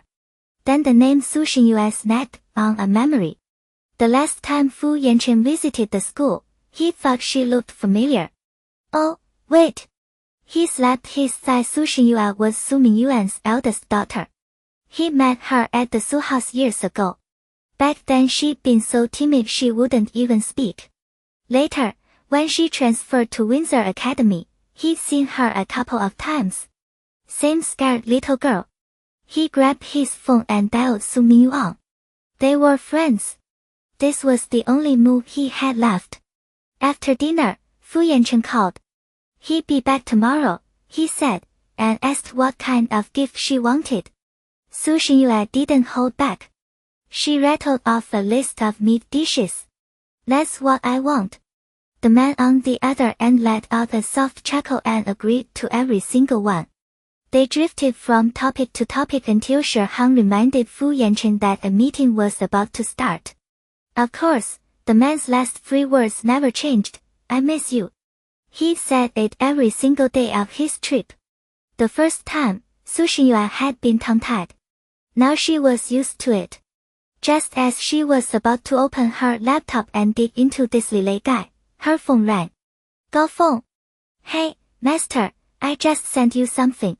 Take a look. His voice was tight with urgency. Okay, I'm looking. She put the phone on speaker, flipped open her laptop, and opened the message. A photo. A family of 3. She didn't recognize the woman, but she knew both men. The balding one was today's deputy director Lilei. The tall kid in the middle was Su Hajie. Su Hajie is Lilei's son. She studied the picture. Master, you're only half right. Half? She didn't catch on. Gao Feng sent another photo. Same family of 3 setup. But this time, the woman Lilei had his arm around was different. And the little girl in the middle wasn't Su Hajie. Su Hajie is Lilei's illegitimate son. She compared the 2 photos. Gao Feng practically shouted through the phone. Master, you got it. Nailed it. So that explains why Lilei stiffed you on the award today. The whole thing was rigged. You heard Su Hajie. Of course he'll retaliate. Gao Feng had gone straight home to dig up dirt on Lilei, and he found the crack. That's not all, Su Xingyue added. The entire competition today was set up for Su Hajie. Gao Feng replayed the day in his head. 2 seconds later, it all clicked. Su Hajie was Lilei's bastard. Because Su Hajie had been punished by the principal over Su Xingyue and Su Nianre had been egging him on, he'd been holding a grudge. That's what sparked today's match. What they hadn't expected. Su Xingyue won. Su Hajie ended up in the hospital. Master, should I leak this now? He's with the Education Bureau. Using his position for personal gain. 1 leak and he's finished. Gao Feng was itching to tear Lilei's mask off. Su Xingyue thought for a moment. Not yet. I'm going to give you a few leads. Go dig into them. Hearing there was more work, Gao Feng perked up. Got it, master. Tell me. First, look into. At the hospital, it took 3 hours of emergency treatment before they could wheel Su Hajie into a ward. His limbs were wrapped in bandages now. Same for his head. A middle-aged woman wept quietly at his bedside. She was older but well-preserved, tears that played straight to any man's protective instinct. The door opened. Lilei walked in, face twisted with fury. The moment she saw him, the woman sobbed even harder. Honey, look at our son, how did this happen? Lilei patted her shoulder. It's okay. I'm here now. He's all we have, and now he's hurt this bad. You have to get revenge for him. Her cries grew louder. Li Lei stared at Su Hajia's unconscious form. The rage inside him burned hotter. Su Hajia was his only son. He placed every hope on that boy. Now the kid was lying there, scarred for life. How could he not hate? The one who attacked him, Su Xingyue. The one who provoked him, Su Nianru. And Su Mingyuan. He wouldn't let any of them go. Li Lei stayed at the hospital until Su Hajia opened his eyes. Only then did he rush back to his other home. The next day, Yunshu walked into the office and every pair of eyes tracked her warm, grateful. She made Department 6 proud at yesterday's performance competition. The official commendation hadn't come down yet, but as far as the team was concerned, she was already a hero. Mu Yun was in the hospital. If Yunshu hadn't spotted the danger early and warned the club manager to stop the contest, Mu Yun would have ended up with permanent damage just like Su Hajie. That tattooed man had gone after her with everything he had. So Mu Yun wanted to thank her. She sent imported snacks through Lutin and promised to keep Yunshu supplied from now on. Yunshu didn't overthink it. She opened the package, pulled out a drink, and took a long sip. The bell rang. Gu Hongxian burst through the door just in time. He dropped into his seat and shot Yunshu a quick okay sign. The morning meetings dragged by like any other day. But those competition results everyone had been buzzing about. Still nothing. And the club manager never showed. A few minutes into the first afternoon session, the speakers crackled to life. Attention! All staff report to the main conference hall immediately. Department 6 started packing up, buzzing. One loudmouth colleague jumped onto the podium. Team! Department 6 is about to get its first award ever. When they call our name, I want applause like thunder. And obviously, we protect Yunshu. If people rush her for autographs and crush her, that's a problem. How? He's right. Protect the hero. The teasing got everyone cheering. And honestly, he wasn't wrong. Department 6 was dead last in the division sales, project outcomes, everything. This really was their first time getting any recognition. The whole team was fired up. Gu Hongxian wasn't laughing. His expression stayed grim. Quietly, carefully, he slipped the design drawings from his bag into his pocket. He already knew exactly what kind of ceremony this was going to be. The main hall filled slowly. Staff trickled in, the ones out of the loop asking their colleagues what was happening. Within minutes, the whole room was murmuring. Shen Yishuang was in the office today, his first time inside the main hall, actually.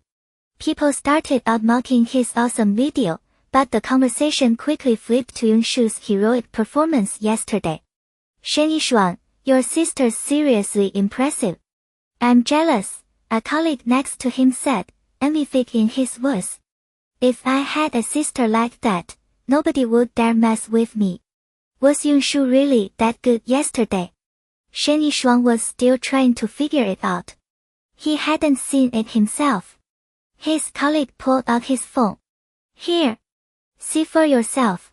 Your sister's not just good. She's terrifying. You recorded it. Let me see, let me see. Suddenly, everyone who hadn't witnessed the contest firsthand was passing phones around, watching the footage of Yunshu's match. The ones who'd only heard rumors finally believed it after seeing the video. Yunshu and Gu Hongxian showed up late. By the time they reached the entrance, only the last few stragglers were still filing through the doors. The moment they stepped inside, the security guard at the door called out, Miss Yun. Front row, please. Yunshu looked past him at the first row. Every single seat was empty. Everyone else was packed in tight from the second row back. Guard, is this an ambush? Her voice cut through the air, crisp and flat. No emotion at all. The security guard flinched. No. It's a leadership's arrangement. Please, just have a seat. Yunshu nodded, completely relaxed. All right, guard. She straightened her back and walked toward the front row, Gu Hongxian behind her. The staff members who'd been chatting dropped their voices the second she sat down. Some figured she'd taken the wrong seat, those chairs were for company leadership. Some figured she deserved it, about to be honored. Others just thought she was arrogant. When the president and his team walked in, she'd have to stand up, humiliated. The speculation spread fast. The howl got even louder than before. Yunshu settled into her chair. She glanced around, then caught Gu Hongshuang's eye. He immediately faked a stomachache and slipped out of his seat. Not long after, the main hall doors slammed shut. The president, senior leadership, and several board officials walked slowly onto the stage from the side, faces tight. Li Jun brought up the rear. They settled into their assigned seats one by one. Every single one of them looked dead serious. The chattering staff gradually quieted. A heavy tension pressed down over the entire hall. President Su Songyuan spoke first. Hello, everyone. I apologize for taking up your valuable time. His voice came out dry. He paused. We've gathered you here today to address yesterday's internal performance competition incident. His gaze darted around the room, never once landing directly on Yunshu, who sat calmly facing him. What's wrong with the president? Someone whispered. I thought we were getting an award. Why does it feel like a funeral? A woman next to him muttered. Yeah. These leaders all seem off. This doesn't look like an award ceremony. More like a disciplinary hearing. Right, I got that vibe too.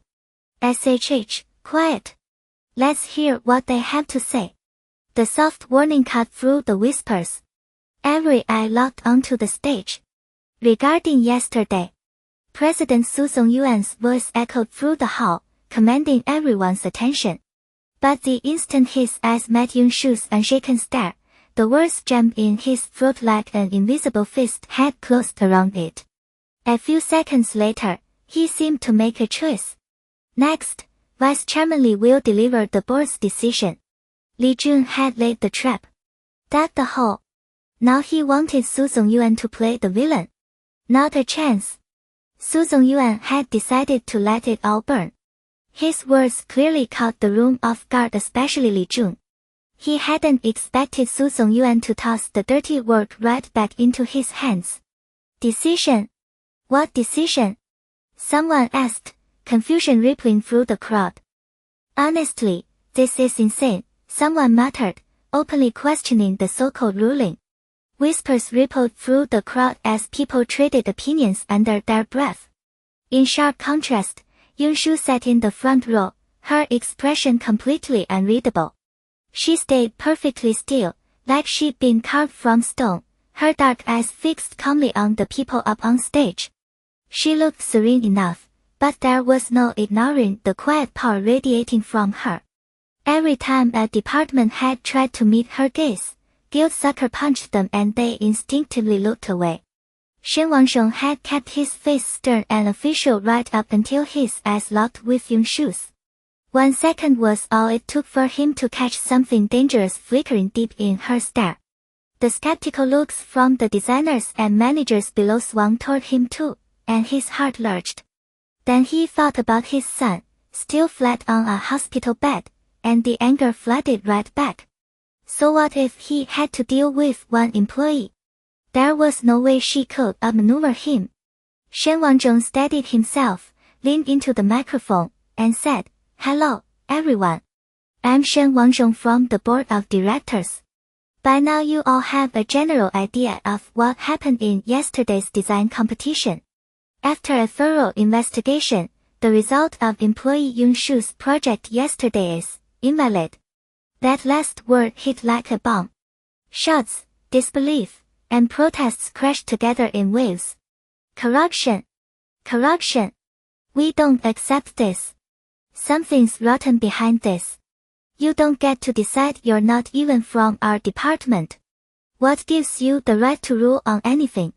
Some of the more heated staff stopped holding back entirely. Bullshit. We all watched the presentation with our own eyes. How can it not count? Our director hasn't said a word yet. Who the hell are you? Plenty of employees had recorded yesterday's competition. The ones who hadn't known before had just watched the footage, so Shen Wangzhong's claim didn't have a leg to stand on, and everyone knew it. Facing the accusations and insults, Shen Wangzhong's face twisted like he'd swallowed a fly. Fu Huaishang, standing next to him, silently thanked himself for keeping his mouth shut earlier. This had never been his idea. Shen Wangzhong had cooked up the entire scheme solo. Quiet. Quiet. Everyone, calm down. Shen Wangzhong raced from the stage, trying to shut the staff up, but his voice got swallowed by the uproar like a rock tossed into the sea. The whole auditorium churned with an invisible force, the noise surging and falling. In the middle of the chaos, one person stayed seated, steady as a mountain. Yun Shu. A minute later, she stood slowly. She turned to face the crowd with calm assurance, and her voice cut through, clear and carrying. Everybody, quiet down. The auditorium, rowdy just seconds before, fell silent like a spell had been cast. Yun Shu swept her gaze across the room and landed it on Shen Wangzhong. Let's keep listening to Director Shen's thoroughly confusing speech. The line nearly made the entire audience burst out laughing. Confusing nailed it. The sarcasm stabbed into Shen Wangzhong's heart like a blade. His face went purple. He felt Yun Shu had trampled his dignity under her feet, and the fury surged through him hot and fast. Yun Shu, don't get too cocky. He slammed the table. We've investigated your case thoroughly. Let's see what excuses you got left. Yun Shu didn't flinch. She just shrugged, indifferent, and spread her hands. Go ahead. Her voice stayed flat as still water, a sharp contrast to Shen Wangzhong's volcanic rage. Yesterday's final competition was indeed won by Yun Shu, but Shen Wangzhong paused for effect, scanning the crowd. Our investigation shows Yun Shu is a psychiatric patient with severe violent tendencies. Therefore, after an emergency meeting between department leadership and the relevant parties, we have decided to nullify the result of this competition. In addition, because Yun Shu's violence has caused permanent injury to employee Chen Xiaoming, she is hereby terminated from the company and will be handed over to the police for further processing. The auditorium erupted. Whoa! What is this? I don't even understand. How can that be? Yun Shu seems totally normal. The staff buzzed, stunned by the sudden announcement. The big screen on stage flickered to life. Chen Xiaoming's medical certificate of injury appeared. Then Yun Shu's psychiatric evaluation report. Then the diagnosis reports for the 3 senior staff who'd been beaten half paralyzed 2 days ago. A dead silence dropped over the auditorium. Everyone was struck speechless by the evidence laid out in front of them. I heard rumors before that Yun Shu was crazy. But she doesn't act like it. She seems completely normal. Fu Zhiheng clearly hadn't expected things to blow up like this. He looked toward where Yun Shu sat alone, and the urge to speak up for her rose in his chest. Fu Zhiheng, is your sister really violent and crazy? A colleague in the front row turned and asked. He snapped back, your whole family is crazy. Seeing his reaction, the colleagues around them stopped gossiping. In a corner of the auditorium, Zhou Qimeng watched nervously. She'd been absent up until now. Today, Yun Shu would be destroyed, and it was worth every rumor she'd planted earlier. Watching the bewildered faces below, Shen Wangzhong's cloudy expression gradually brightened. His eyes swept the crowd and then stopped on Yun Shu. A smug smirk curled his lips. Anything else to say, Yun Shu? Yun Shu looked up at him, not a trace of panic in her eyes. Nothing to say. You came prepared. She lifted a hand and pointed at the reports on the screen, starting to examine them one by one. The staff and managers below watched, completely baffled. What does that mean? Is she admitting it? Doesn't she seem scared at all? Yunshu had expected Su Zongyuan to panic under her questioning. To break down, maybe even beg. But he was calm. Completely calm. Since you're not being falsely accused, you can leave now, he said. We've already called the police. They'll be here any minute. He slammed his palm on the desk, aiming to intimidate her and shut the whole thing down. Hold on. Yunshu raised her hand, and the noise from the crowd died instantly. See? I told you there'd be a twist, someone muttered. This is beyond weird. But I still don't think she's guilty of what Director Su's accusing her of. Yunshu clasped her hands behind her back and walked onto the stage.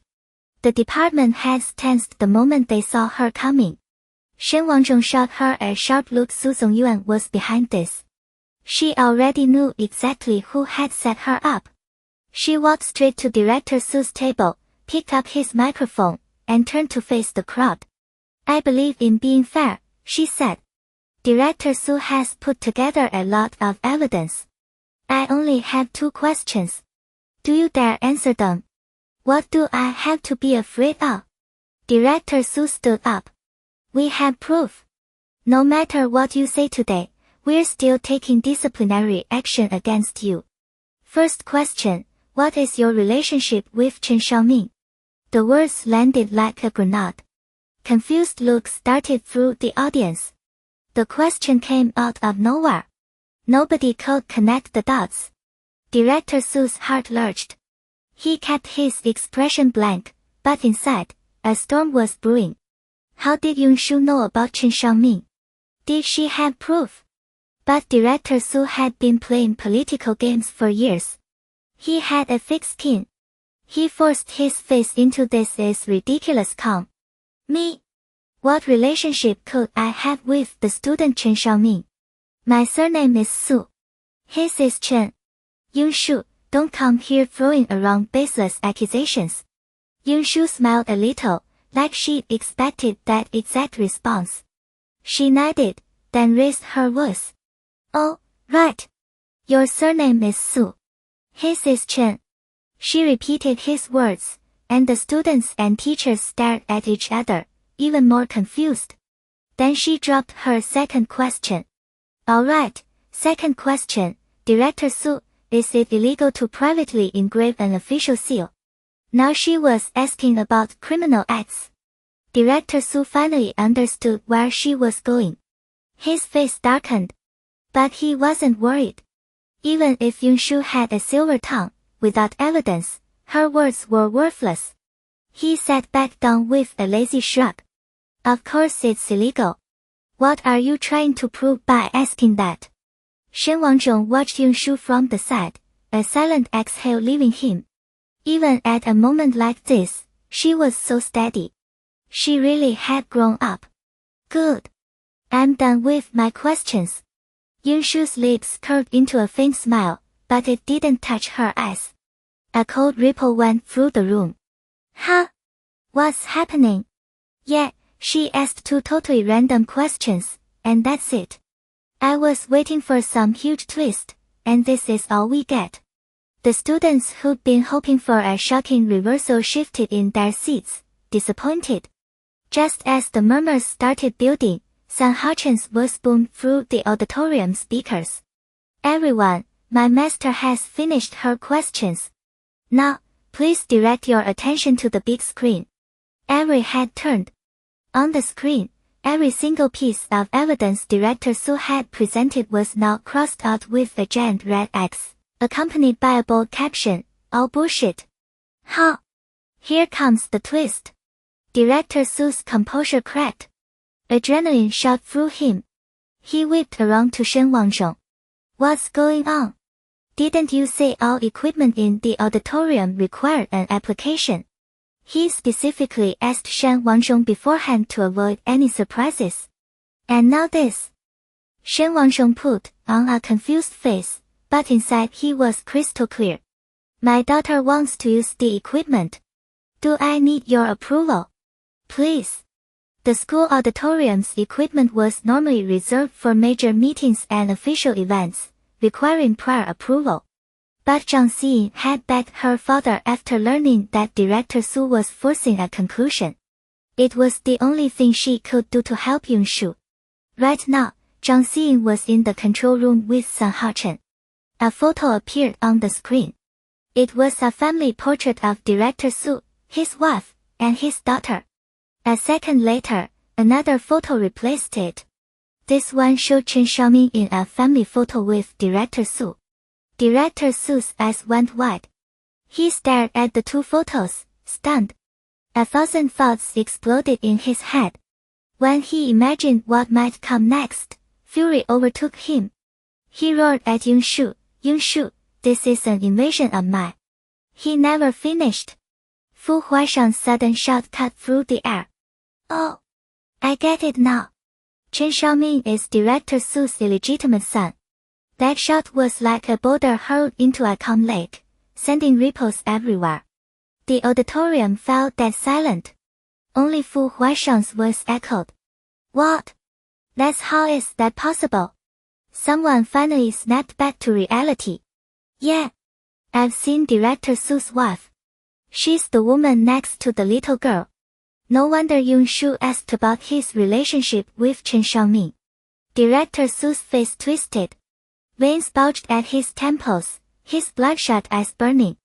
He rushed to the front of the screen, trying to block the two photos with his body, and screamed hoarsely, "Shut up. All of you, shut up.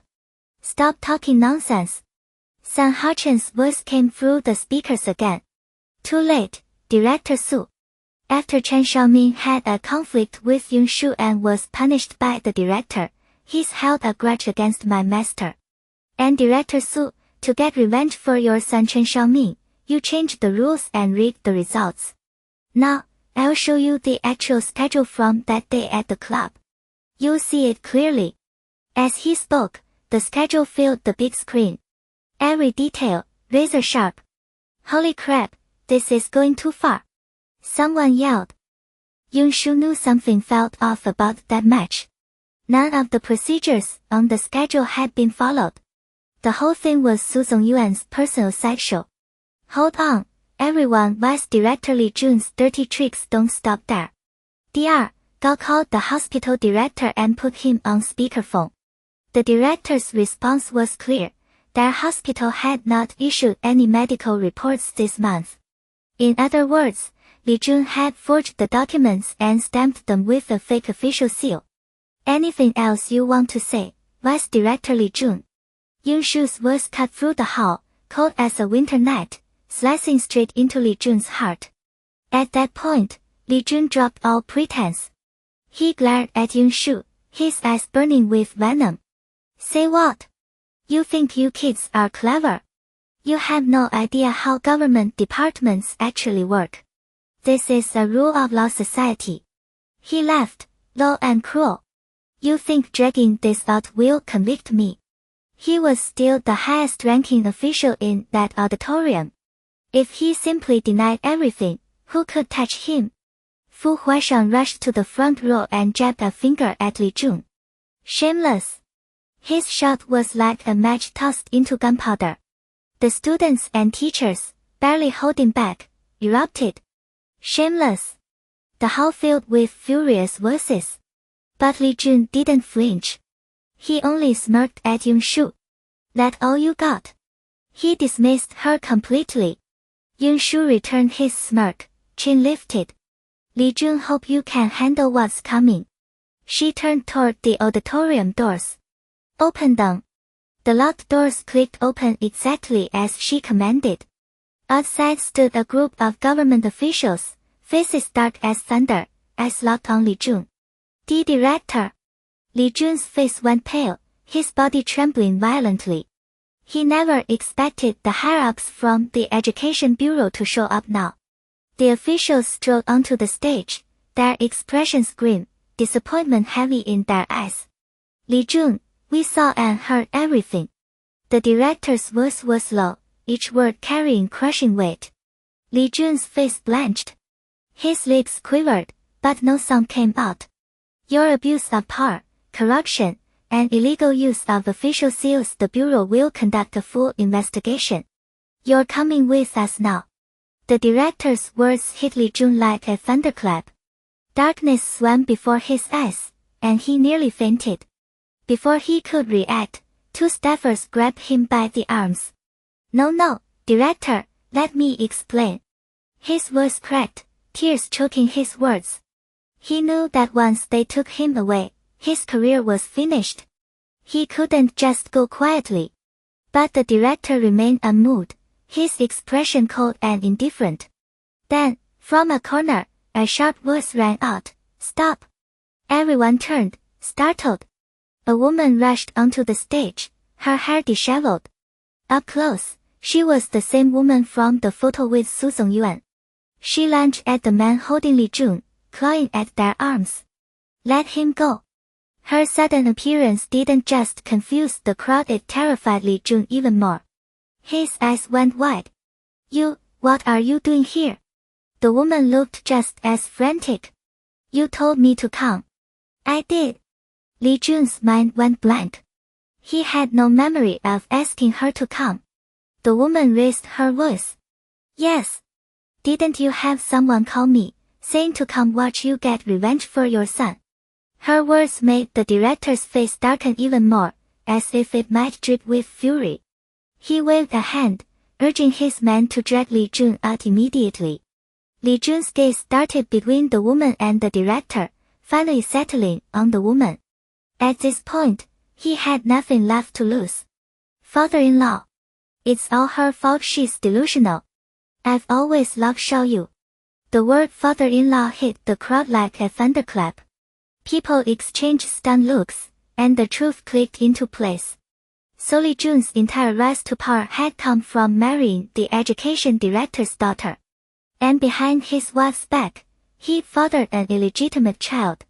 The sheer shamelessness was staggering. The director shook with rage. "Don't you call me that. Say whatever you have to say for the bureau." In that moment, he wished he could beat Li Jun to death right there on the spot.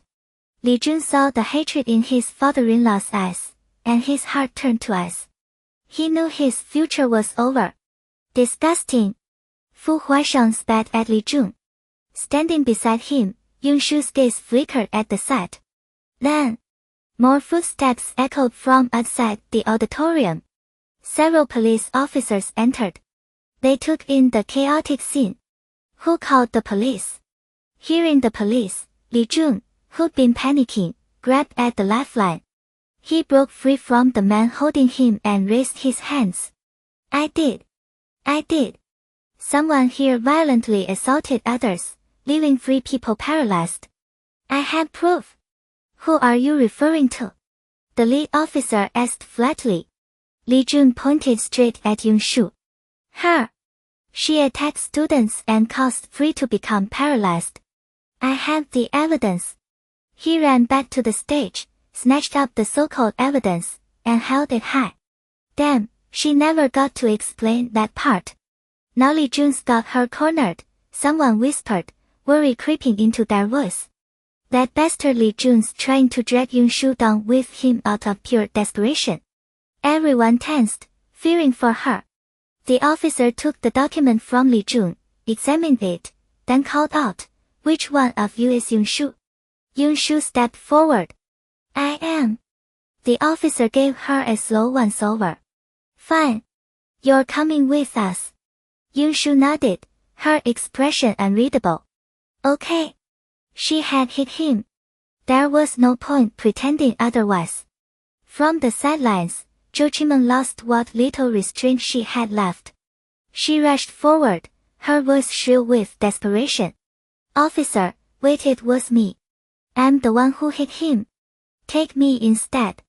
Before the words could land, Shen Yishuan stepped in front of them both. No. I'm responsible. They had nothing to do with it. Yunshu's eyes cut toward them like a blade. Both of you. Get back here. Now. Yunshu, I did it. Stop trying to play hero, Zhou Qimeng shot back, shoving past her. No officer, it was me. Arrest me. Yang Zhu stood frozen, watching the chaos spiral.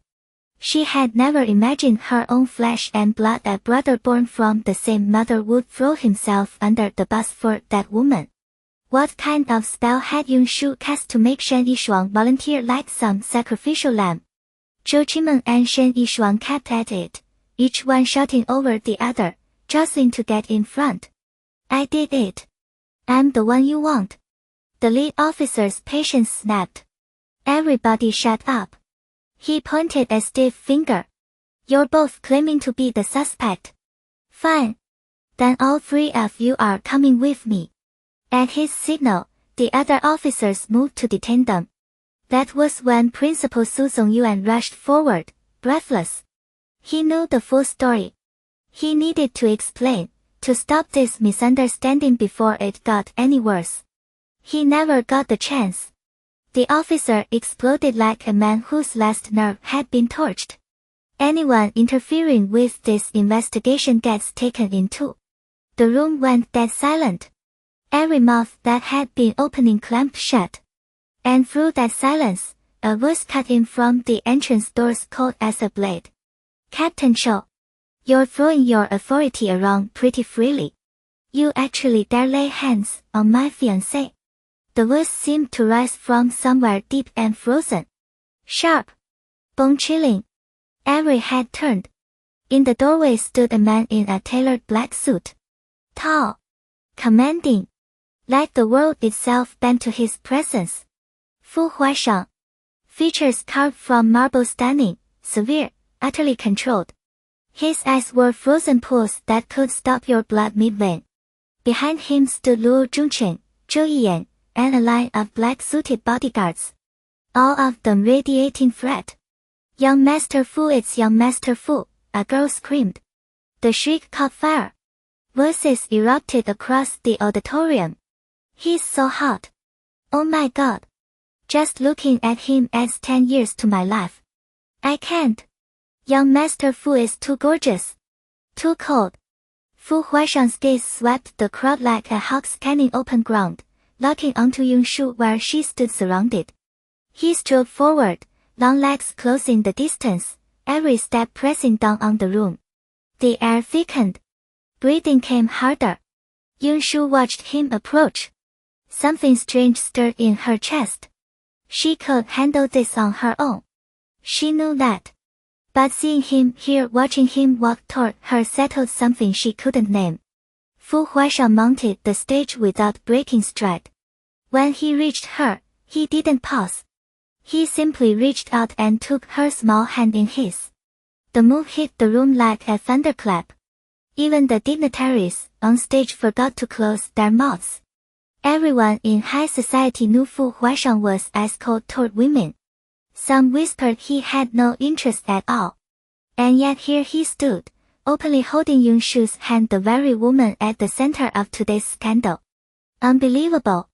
Captain Zhou, who seconds ago had been threatening to haul half the room away, did a full 180. He plastered on a greasy smile. Young Master Fu. This Yunshu is your fiancé. Fu Huaishang answered without a word. He just raised their joined hands high, showing them to everyone in the room. Guests rippled through the crowd. Students with quick reflexes already had their phones out, snapping photos. What looked like a simple gesture landed like a sledgehammer. Anyone still clutching at hope felt their last illusions shatter. Captain Cho. Yunshu is my fiancé. I will make absolutely certain you receive a full accounting of any injuries she may have caused. But today, you are not taking her with you. His voice could have frozen water. Su Zongyuan seized his opening. Captain Zhou, this is what I was trying to tell you. It's all a misunderstanding. The day before yesterday, Miss Yun intervened because she saw thugs harassing a female student. She was stepping in to protect someone. How does that qualify as assault? Captain Zhou's expression curdled. But with Fu Huaishang standing right there, he didn't dare let the anger show. He ground his teeth. Is there a witness, then? Su Zongyuan glanced at Yunshu. She seemed not to have heard. Completely blank. He closed his mouth. The air went cold. The silence stretched, suffocating. Then a small voice, trembling, cut through. "Officer." It was me. Every eye turned. Zhou Qimeng. "Shut up," Yunshu snapped. "Yunshu, I know you're protecting me by not telling them what happened that day," Zhou Qimeng said, her voice shaking apart. Yunshu looked at her, something soft flickering in her eyes. She knew Zhou Qimeng was trying to shield her reputation. But how could Zhou Qimeng let her get dragged away for something she never did? Murmurs spread through the crowd. Nobody had expected this twist. "Officer, that day." Zhou Qimeng pulled in a deep breath, forcing herself steady. "Those 3 senior students cornered me in the small room next to the cafeteria. They were going to hurt me." Zhou Qimeng finally let the words tumble out. "Yunshu was the one who saved me at the last second. She only stayed quiet to protect my reputation. If she hadn't stepped in, I don't even want to think about what could have happened." The weight on her chest finally lifted, relief flooding through her veins. "That's exactly how it happened, Officer Shen." Su Zongyuan jumped in from the side. "Those students graduated last year but kept lurking around campus. I investigated this personally. Yunshu had nothing to do with any misconduct." Before Shen Wangzhong could respond, voices erupted from the crowd. "Officer, I'll testify. Those guys wouldn't leave us alone." A junior girl shot to her feet, indignant. "Same here. They loitered around school constantly. I've seen them catcalling students more times than I can count." Another female student stood up. So Yunshu wasn't just throwing punches. She was defending someone. San Hachen added, his voice tight with worry. "Exactly. You can't arrest my sister. She didn't do anything wrong." Sweat beaded across Shen Wangzhong's forehead. He cursed silently, then steeled himself and approached Fu Huaishang. The smile he forced onto his face looked painful. He dropped his voice low, humble, careful with every syllable. "Mr. Fu, I am deeply sorry. I received a report of violence on campus and responded immediately." He chose each word like he was walking through a minefield. "I had absolutely no idea this was all a misunderstanding. Please accept my sincerest apologies." He rushed on before anyone could cut him off. "Rest assured, I will launch a full investigation into Li Jun. He will not get away with slandering Miss Yun." But despite all the growling, Fu Huaishang's face stayed unreadable. Only a flicker of cold displeasure moved behind his dark eyes. Shen Wangzhong felt his skin crawl. "Mr. Fu, Miss Yun, I'll remove him now." He signaled his men fast. The 2 officers seized Li Jun and hauled him out of the auditorium like they were disposing of trash. The Education Bureau officials scrambled to leave right after, exchanging quick pleasantries with Fu Huaishang. Both groups vanished in under a minute. Su Zongyuan's heart soared. Li Jun had spent years throwing his weight around, abusing his position for every shady deal he could cook up. Now that Mr. Fu had stepped in personally, that bastard was finished. "Mr. Fu, today's disaster was entirely Li Jun's doing." Su Zongyuan pitched his voice carefully. "I was pressured into following his lead. Yunshu knows the real story." The words landed perfectly. He made sure the message was crystal clear. This decision hadn't been his. Li Jun had forced his hand. And by bringing up Yunshu's name, he angled for just a sliver of leniency from Fu Huaishang. A clean double play, dodged the blame, caught the favor. It worked. Fu Huaishang's gaze shifted to Yunshu.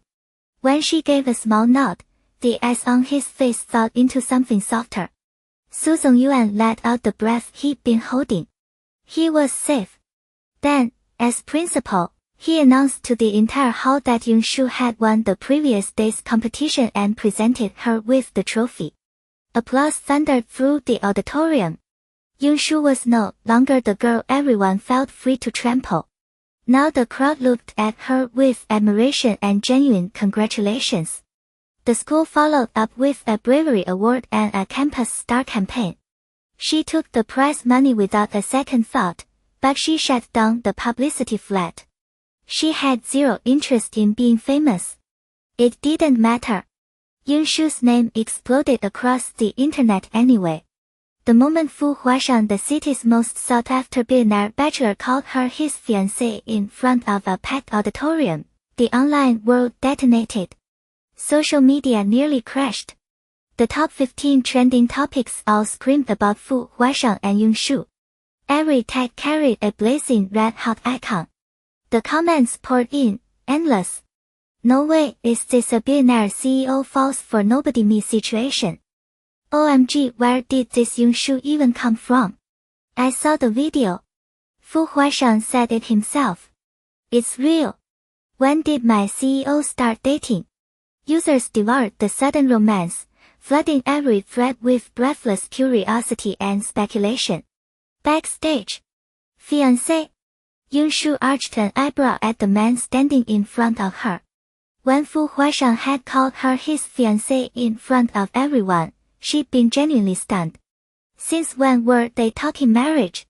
Always has been. His voice left zero room for argument.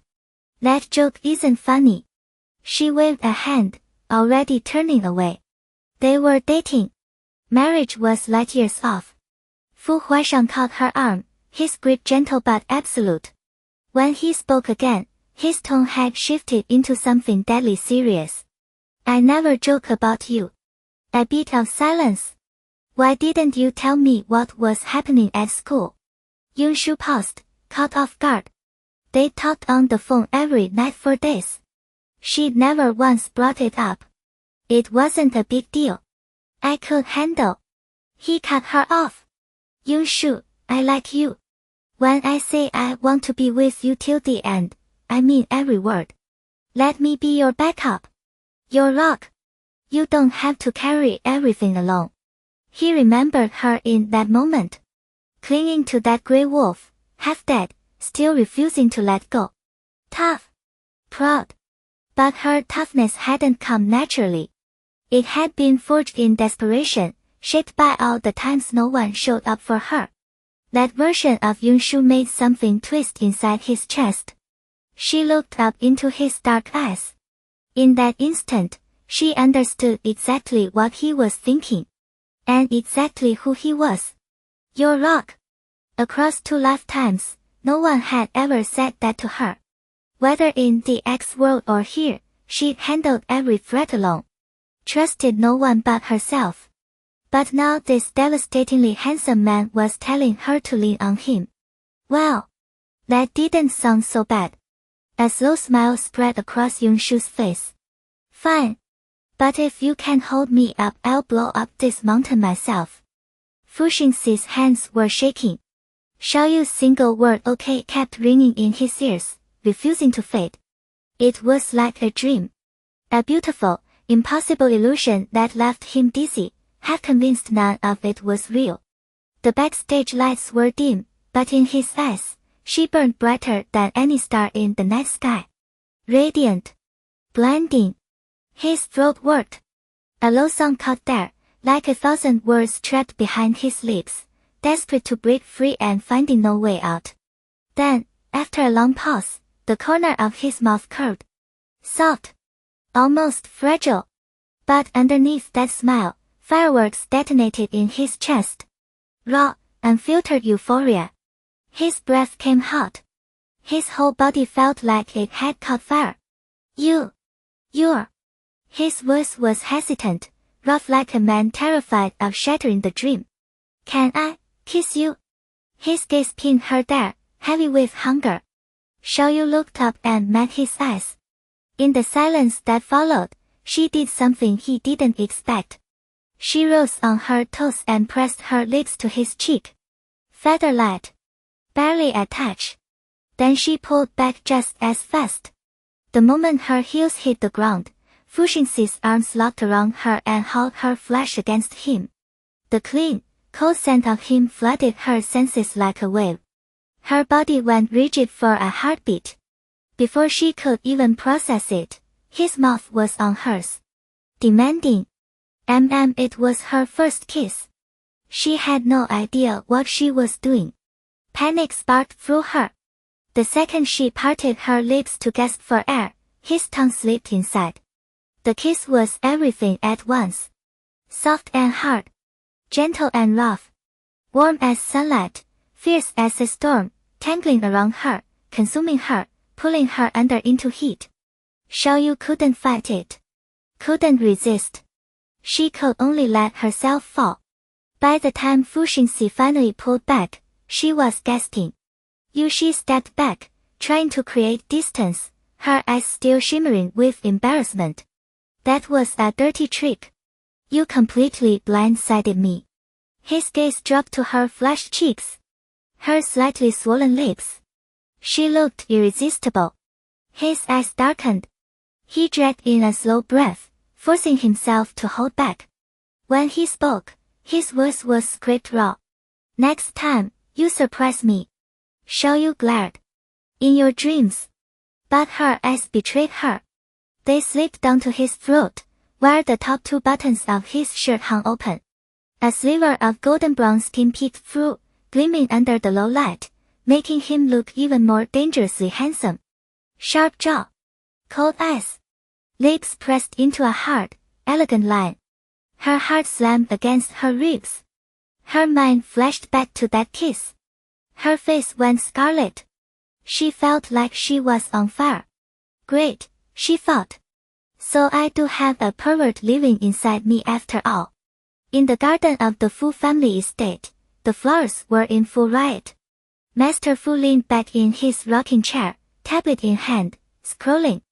A notification lit up the screen. Trending, Fu Corporation CEO's fiancé revealed. His eyes went wide. He leaned in, squinting at the headline. He read it once. Then again, like he couldn't trust his own vision. A minute later, he tossed the tablet aside and bellowed across the garden, "Butler! Get over here! Butler!" The butler came at a run. "Sir!" The butler arrived panting. "I just got word." The young master announced his fiancé. Master Fu's face cracked open with pure joy. He'd been skeptical of the online reports, already prepared to send someone to verify. But with the butler confirming it, the doubt evaporated. "Is it Xiaoyu?"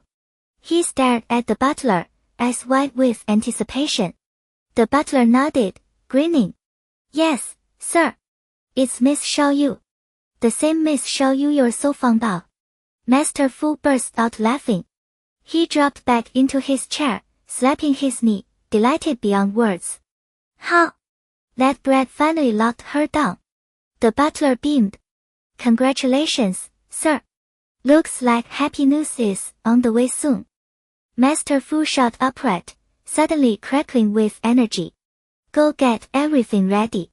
That boy didn't even give me a heads up. Who gets engaged without the parents knowing? Unacceptable. Make the arrangements. We're going to the Shaw family to propose." "Yes, sir." The butler spun and hurried away. Master Fu paced the garden, too wired to sit still. At the same time, in a shooting range across town, San Haochen and Li Jun were sprawled in their chairs, chatting. San Haochen scrolled through his phone, grinning like an idiot. Every feed, every notification blessed Fu Xingxi and Xiaoyu, everywhere. He hadn't stopped smiling. Li Jun shot him a sideways glance. "Why are you this happy about brother Fu getting engaged? You're not the one marrying her." San Haochen cut him a glare. "You don't get it." His voice carried a smug edge. "If I hadn't given him advice, do you really think brother Fu with that personality could have ever won Xiaoyu over?" Li Jun considered that. Finally, he nodded. "Yeah. Fair point. So, I'm basically their matchmaker. What do you think I should ask brother Xingxi for as a thank you gift?" Fu Huaishang was already muttering to himself, mentally tallying the lavish reward he could squeeze out of Fu Xingxi. "I think you should ask to keep your life," Shangfu Muse cut in, a hint of amusement sharpening his voice. "What do you mean?" Fu Huaishang shot him a confused look. Shangfu Muse's lips curled into a sly grin. Think about it. Now that brother Xinxi has announced his fiancée, you really think you're getting any peace from now on? The color drained from Fu Huaishang's face as the realization hit him. Shangfu Mu's grin widened. Blind dates 3 meals a day, plus midnight snacks, minimum. Fu Huaishang's mood plummeted. He let out a groan. Great. My good days are officially over. Just as he was drowning in self-pity, his phone rang. He glanced at the caller ID and felt his soul leave his body. It was his mother. After a moment of hesitation, he answered. The instant he did, a roar blasted through the speaker. Fu Huaishang, get your ass home right now. I've got a blind date set up for you. Fu Huaishang flinched at the volume. Mom, I'm busy. Busy my foot. Fu Xinxi has a fiancé now. If you don't get your act together, just you wait and see what I'll do to you. Faced with his mother's verbal assault, Fu Huaishang could only sigh in defeat. Finally, he forced a bitter laugh. One man's joy is another man's misery. At the Shen residence, Shen Yishuan barely made it through the front door before a cop came flying at him, catching him on the forehead. Zhou Qimeng, are you insane? He pressed his hand to his bleeding forehead, shouting at her. Zhou Qimeng's eyes burned with hatred. Yeah, I must be crazy to have a brother who can't tell family from strangers. What are you talking about? Shen Yishuan was completely lost. What am I talking about? Is Mu Ying your real sister? Why did you take her side today? Zhou Qimeng's voice cracked with rage. That's when it clicked. The scene in the academy auditorium. But he still didn't think he'd done anything wrong. Real sister or not, I'm on the side of what's right. Mu Ying didn't do anything wrong. Why couldn't I speak up for her? Hearing that only made Zhou Qimeng angrier. Speak up for her? Who do you think you are? Don't forget when you were a kid, you bullied her even worse than I did. Guilt flickered across Shen Yishuan's face. That was when I was little. I didn't know any better. And you were the one who taught me to pick on her in the first place. Don't you dare point fingers now. Dad said we're all family. And Mu Ying has really changed. I think she's fine now. Ag. The words Mu Ying is fine were the final straw. Zhou Qimeng shrieked at the top of her lungs. Shen Yishuan had no idea why she was freaking out like that. He reached out to grab her, but she slapped his hand away hard. Her eyes bloodshot, she glared at him. You think Mu Yan's so great? Fine. Then don't call me your sister anymore. From now on, I'm not your sister, and you're not my brother. With that, she stormed out of the house. The servants, who had been hiding, crept out with a first aid kit. Young master, let me clean that up for you. Shen Yishuan touched his forehead and came away with blood. He grunted and dropped onto the sofa, fuming. What the hell was wrong with Zhou Qimeng? Mu Ying returned to the Shen residence at 8 that night. As she walked into the living room, she spotted several servants hurrying upstairs. She stopped one of them. What's going on? The servant's eyes flickered with panic when she saw Mu Ying. Should I go see for myself? Mu Ying started toward the stairs. The servant quickly spoke up. Miss, it's the master. He's sick. He was just brought back. He told us not to tell you. Sick? And told them not to tell her. Mu Ying paused, momentarily confused. She glanced upstairs. Did you call a doctor? Yes, the doctor just arrived. Mu Ying waved the servant away, and the woman hurried upstairs to help. More than an hour later, Shen Wangzhong's assistant walked the doctor out. When he came back into the living room, he nearly jumped out of his skin at the sight of Mu Ying sitting on the corner of the sofa. And Miss Mu, good evening. He couldn't meet her eyes. Mu Ying stood up and walked over. Talk. The assistant clearly hadn't prepared for that. Oh, it's nothing, miss. Chairman Shen just. I don't have much patience, Li Jun, she cut him off. Seeing there was no way to hide it, Li Jun gave in and told her everything. Miss, yesterday Chairman Shen got a call from your principal. He went straight to the Education Bureau to plead with Luo Zhongchen, hoping he'd let you off the hook. But Luo Zhongchen said he'd destroy you. Chairman Shen got into an argument with him, and Luo Zhongchen had his thugs lock Chairman Shen in the basement. Chairman Shen already had the flu and a high fever that wouldn't break. The basement was freezing. Today, after Luo Zhongchen was arrested, I went to rescue him. By the time I got there, he was barely conscious. The doctor said if he'd been there much longer, he might have. He told me not to tell you. Li Jun felt a weight lift off his chest for finally getting it out. But when he saw that Mu Yan's expression hadn't changed at all, a flicker of resentment rose in him. Anything else you want to say it all at once. Mu Yan's tone was still calm as a breeze. Miss, Chairman Shen really does care about you. It's just that the company's been a mess, and even when he wanted to look out for you, he couldn't keep up. Lately, there's been a financial crisis. He's been working late into the night while running a fever, refusing to leave. But the moment he heard about what happened to you, he went straight to Luo Zhongchen. Li Jun had worked for Shen Wangzhong for almost 5 years. He knew the man well. Some things Shen Wangzhong would never say, and Mu Yun would never know. So Li Jun figured he'd done the right thing. Mu Yan's brows furrowed for a few seconds, then smoothed out. She turned and walked back to her room. Li Jun watched her retreating figure. It was like punching a cloud. All that effort, and nothing. The Fu family estate. The study on the 3rd floor was dead silent. The air hung thick and heavy, as if the room itself were trapped under something invisible. Fu Huaishang sat motionless in his chair, dark eyes fixed on Li Jun standing before the desk. There was nothing in that stare but cold, hard scrutiny. Li Jun's body trembled. He felt frozen solid, the blood turning to ice in his veins. Seconds stretched. The silence pressed in tighter. Then Fu Huaishang spoke, his voice pure frost. Li Jun, are you questioning my decision? The words hit like a thunderbolt. Li Jun's heart jolted. Mr. Fu, I would never dare question anything you decide. That wasn't good enough. Fu Huaishang's brows slammed together. His palm cracked against the desk bang. The sound sent Li Jun's pulse into overdrive. Sweat beaded across his forehead. Then why didn't you tell me about Yun Shu?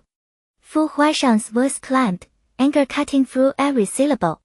I left you here to protect her. What the hell have you been doing? Li Jun reported to Fu Huaishang every single day about Yun Shu's situation. There was no chance he hadn't known Ma Lu was planning revenge. Yet he stayed silent. And that lit a fire under Fu Huaishang's skin. If he hadn't shown up at the school early today, he might never have known the woman he loved was about to be ambushed, maybe taken, maybe hurt in ways he couldn't stomach. The thought ripped through him, rage spiking out of control. I was wrong, Mr. Fu. Li Jun dropped to his knees. Fu Huaishang stared at him. The anger didn't ease. If anything, it burned hotter.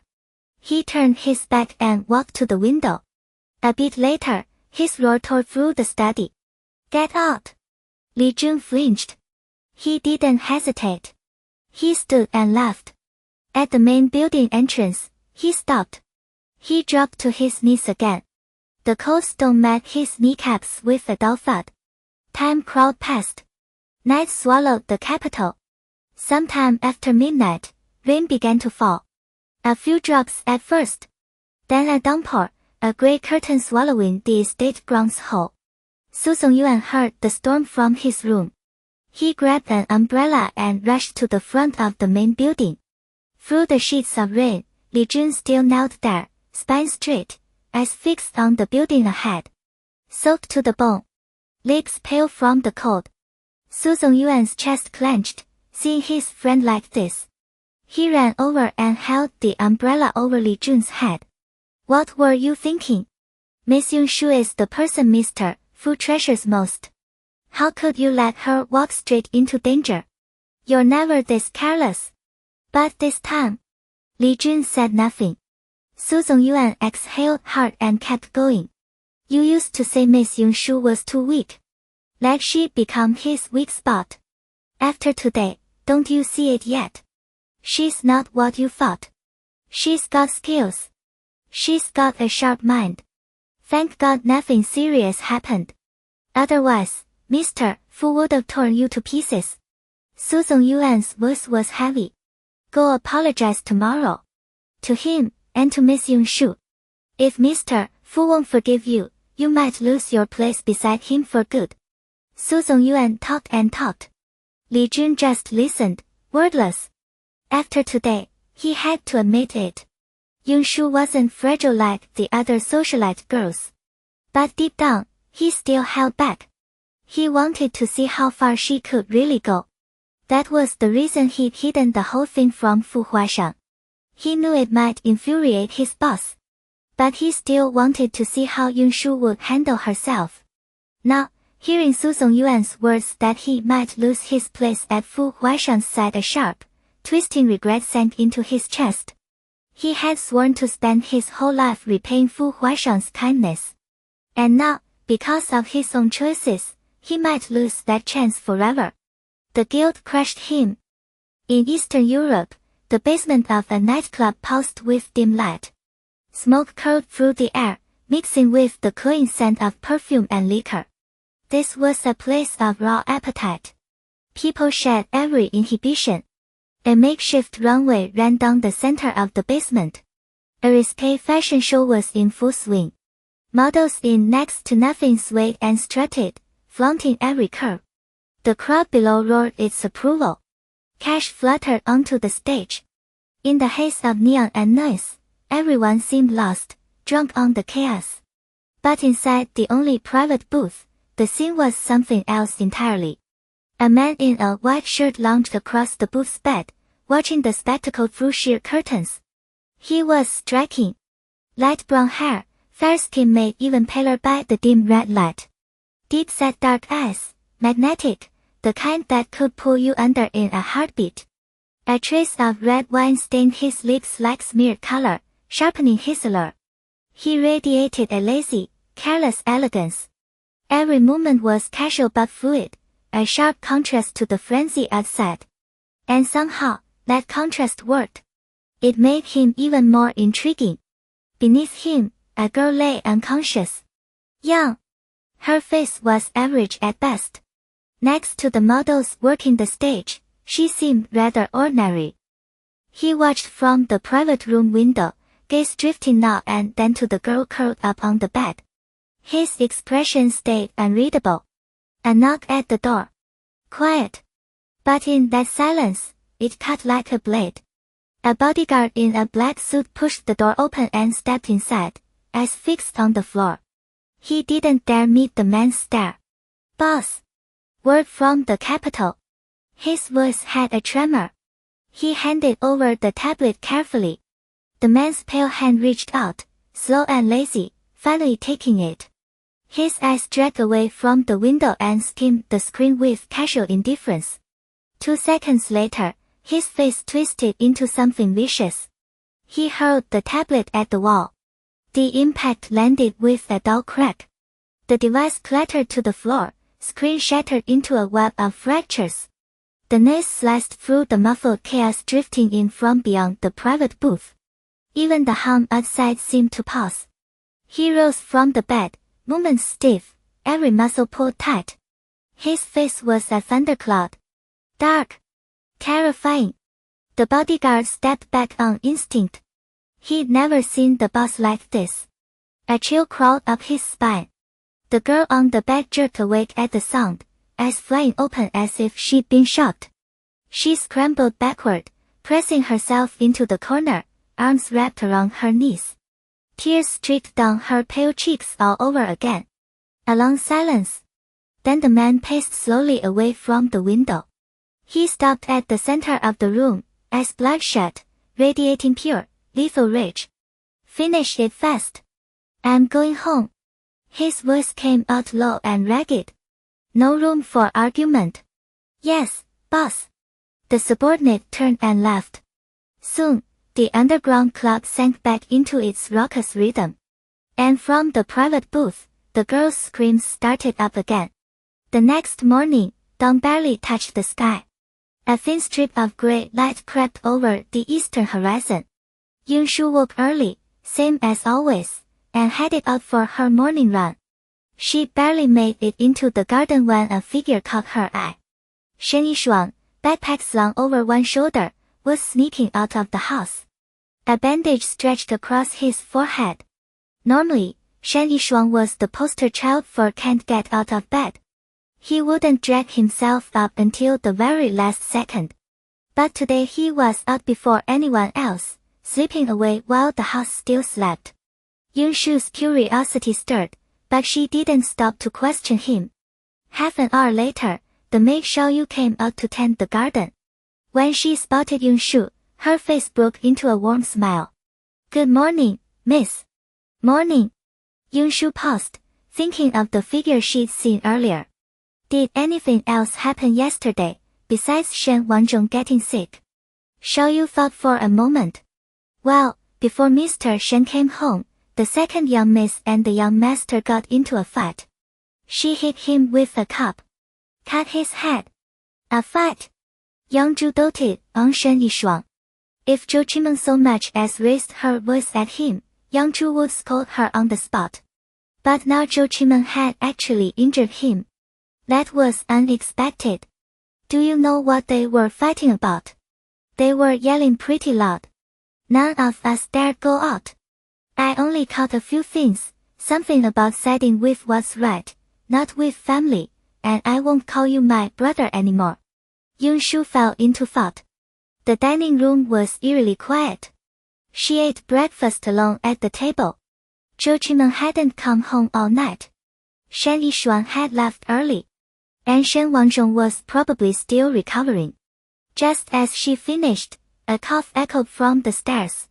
Light, but sharp in the silence. Yunshu looked up. Shen Wanzhong was coming down, wrapped in a robe. His steps were unsteady, his face drawn, lips cracked and dry. A servant guided him to the table. He was trembling slightly, sweat beading at his forehead, skin pale as paper. Cough. Is everything okay at school? His voice scraped out, rough.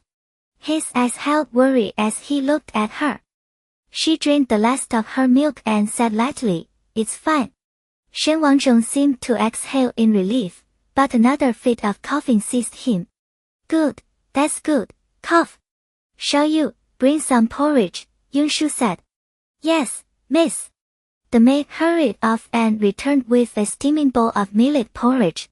Yunshu pushed the bowl toward Shen Wanzhong. "Rest more. The company's problems won't fix themselves just because you drag yourself to work sick." She stood and walked away from the table. Shen Wanzhong stared at her back, frozen. He sat there, dazed, for a long moment. Then, as if something just occurred to him, he looked down at the porridge and murmured, "Ah, okay." Cough. After Fu Huaishang's message came through, Yunshu didn't have the driver take her to school. When she stepped out the front gate, the familiar Rolls-Royce was waiting. Fu Huaishang stood beside the car in his signature black suit, posture straight as a pine. He looked like he'd walked straight out of a magazine spread. A faint smile played at his lips, his dark eyes fixed on her as she walked through the gate. Sunlight spilled around him, outlining his silhouette in soft gold. He was striking today. The kind of handsome that makes your heart stutter. As Yunshu reached the gate, Fu Huaishang strode toward her with long, easy steps. He reached out and took her backpack. "I've got it." "Yunshu, good morning." "Morning, Fu Huaishang." He opened the car door for her, smooth and gentlemanly. Yunshu slid inside. The second she settled in, her eyes locked on the interior. The car was packed with snacks. Dried meat, candies, all kinds of things arranged like a mini convenience store. "Are you trying to sell this to me?" She pointed at the pile, honestly curious. She'd never seen someone set up shop inside a vehicle. And with this much food. Fu Huaisheng clearly hadn't expected the question. He let out a quiet laugh. His voice came out low, indulgent. Not selling. They're all yours. I'm yours too. He said it dead serious, like a real confession. But Yunshu's attention had already been hijacked by the dried meat. She had zero bandwidth for anything else. Rip. She tore open a bag and started eating. For a carnivore like her, staring at that much delicious dried meat without tasting it was pure idiocy. Good. Fu Huaisheng watched her eat with open enjoyment. The gloom from her earlier rejection of his confession started to fade. Yunshu's mouth was full. Good. Love it. He grabbed a water bottle, twisted off the cap, and handed it over. Slow down. Don't rush. You'll choke. She took the water and drank. I'm not rushing. I'm used to it. In that other world, the one full of danger and uncertainty, she never had time to sit at a table and enjoy a meal. Once you got your hands on food, you wolfed it down. You never knew if you'd be alive the next second, let alone die on a full stomach. Fu Huaisheng dropped her at the academy and drove to the company. Meanwhile, Gu Hongxian, who had gotten up early, was sitting in Fu Huaisheng's office, yawning non-stop. Yawn. Another huge one. He slumped back onto the sofa like his bones had melted, ready for a quick nap. Click. The office door eased open. Fu Huaisheng walked in, his face unreadable. Gu Hongxian had been half asleep on the sofa, but the sound of the door snapped him awake. He bolted upright. There he was. Fu Huaisheng barely glanced at him. Just a casual sweep of his eyes. Gu Hongxian scrambled off the sofa and hurried to the desk, desperation written all over his face. Huishen, save me. Fu Huaisheng moved with deliberate calm. He sat down slowly, reached out with those long, elegant fingers, and pressed the power button on his computer. As the screen lit up, he focused on the stock market. A few minutes later, he finally pulled his gaze away and looked at Gu Hongxian. His tone was ice cold. If you got something to say, say it. It was a complete 180 from the warmth and indulgence he'd shown Yunshu in the car. My mom's forcing me on blind dates. I'm losing my mind. She cut off my cards, took my car. Every time I go home, she's dragging me to meet some girl. Gu Hongxian's voice grew more frantic.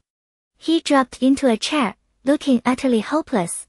I've got no options left. I had to come to you. In a single day, his mom had lined up over a dozen blind dates.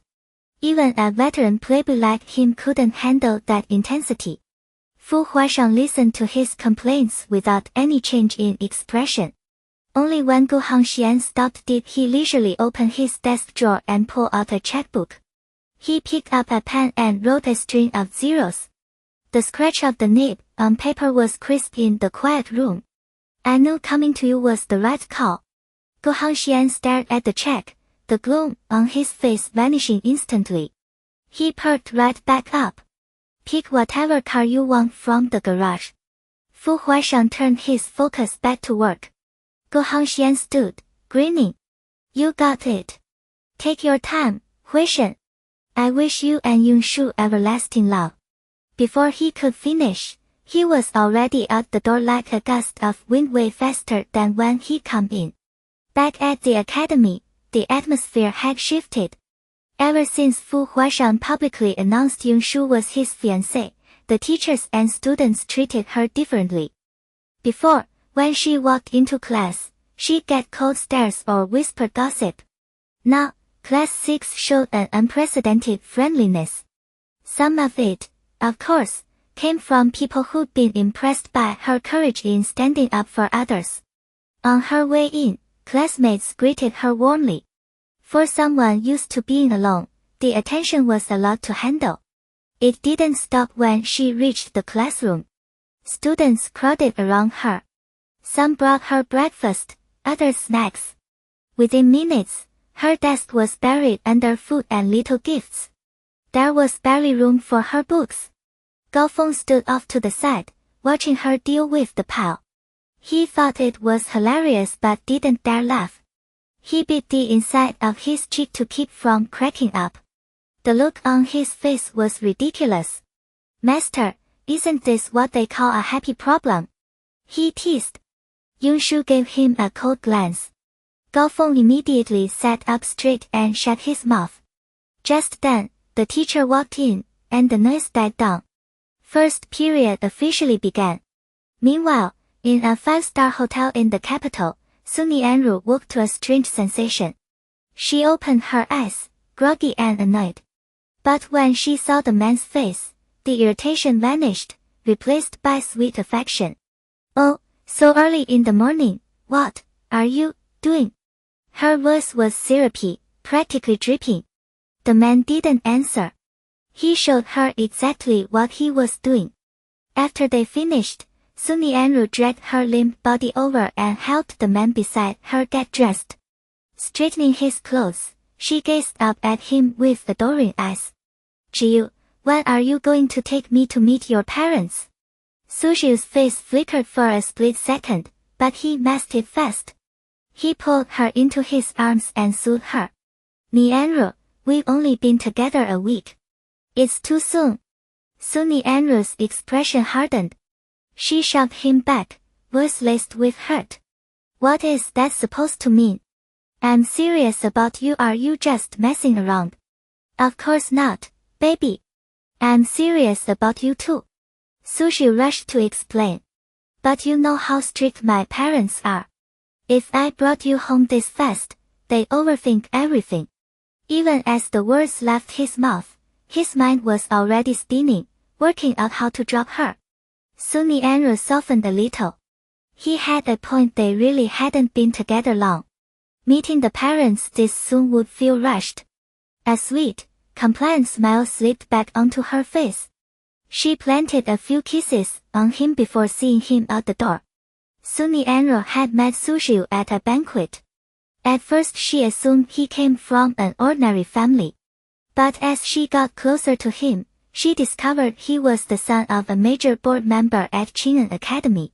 Compared to a man like Fu Yanchen completely out of her reach now that he had that bitch Su Xiu as Su Xiu's family was something she could actually break into if she put in the effort.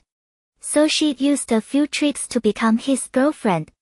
In just 1 week of dating, they'd already hit hotels at least 5 times. Most of the time, all he had to do was call and she'd drop everything to rush over. With Li Man gone from the house lately, Sun Nianru had been indulging herself without restraint. As long as she could lock down Su Xiu's heart, marrying into one of the capital's top wealthy families wouldn't be a problem. The thought lifted her mood. She celebrated by ordering drinks right there in the hotel room. Meanwhile, the moment Su Xiu stepped out of the hotel, he headed straight for a clothing store nearby. He picked out a new outfit, changed, and tossed his old clothes still carrying Sun Nianru's scent straight into the trash. He knew exactly what she was after. She wanted to marry up. Marry him.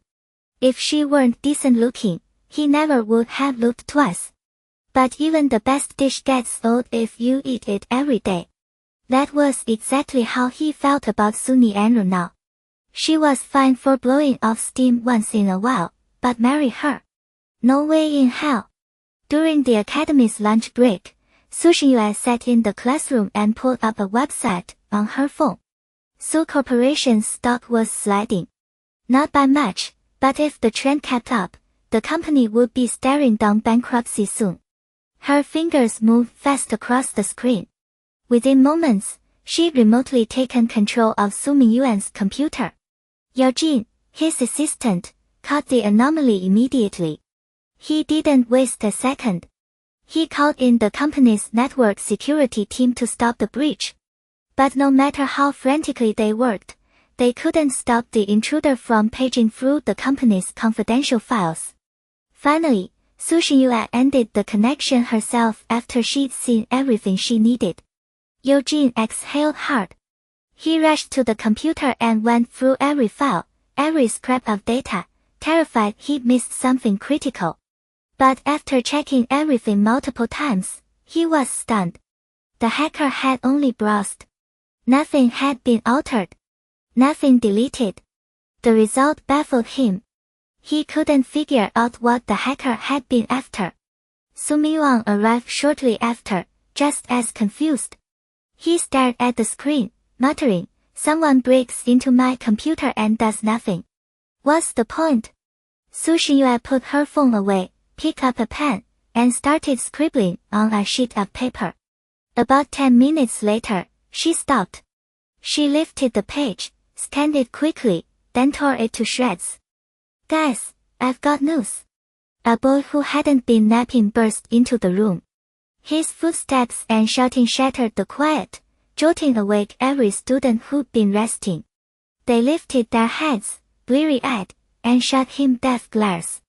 "Wang Yuan, if this news doesn't make me happy, I swear I'll kill you," one boy growled, furious at being woken up right after nodding off. "Yeah, just spit it out so we can go back to sleep," another muttered. Wang Yuan scratched his head, a little embarrassed. "Sorry, but it really is good news this time. I saw the bulletin board. That blue belt guy who fought Chen Yan. He got expelled. And get this, he took money from Su Haojie to go full force on her. The truth came out and the academy kicked him." The news jolted everyone awake. They exchanged looks, then exploded into cheers. "No way. The school actually didn't bury this one. Finally, Chen Yan got her justice," one of her close friends said, beaming. "I'd say all of this is because of Su Xingyue. Otherwise, who'd even care about Class 6? A boy in the front row said. His words struck a nerve. If Su Xingyue hadn't flipped that match, if she hadn't exposed Li Lei and Su Haojie in front of the whole auditorium, none of this would have happened for Class 6. "Thank you, Su Xingyue. Su Xingyue, I love you like mice love rice." A couple of girls stood up and made hearts at her with their hands. Su Xingyue stared at them, speechless. Afternoon classes ended. Fu Huaishang's Rolls-Royce sat parked in the principal's reserved spot. Yunshu walked out of the teaching building with Li Jun, still talking through the website they were building together. Gu Hongxian approached from the front, his signature smile already in place. "Miss Yun, good afternoon." She gave a short nod.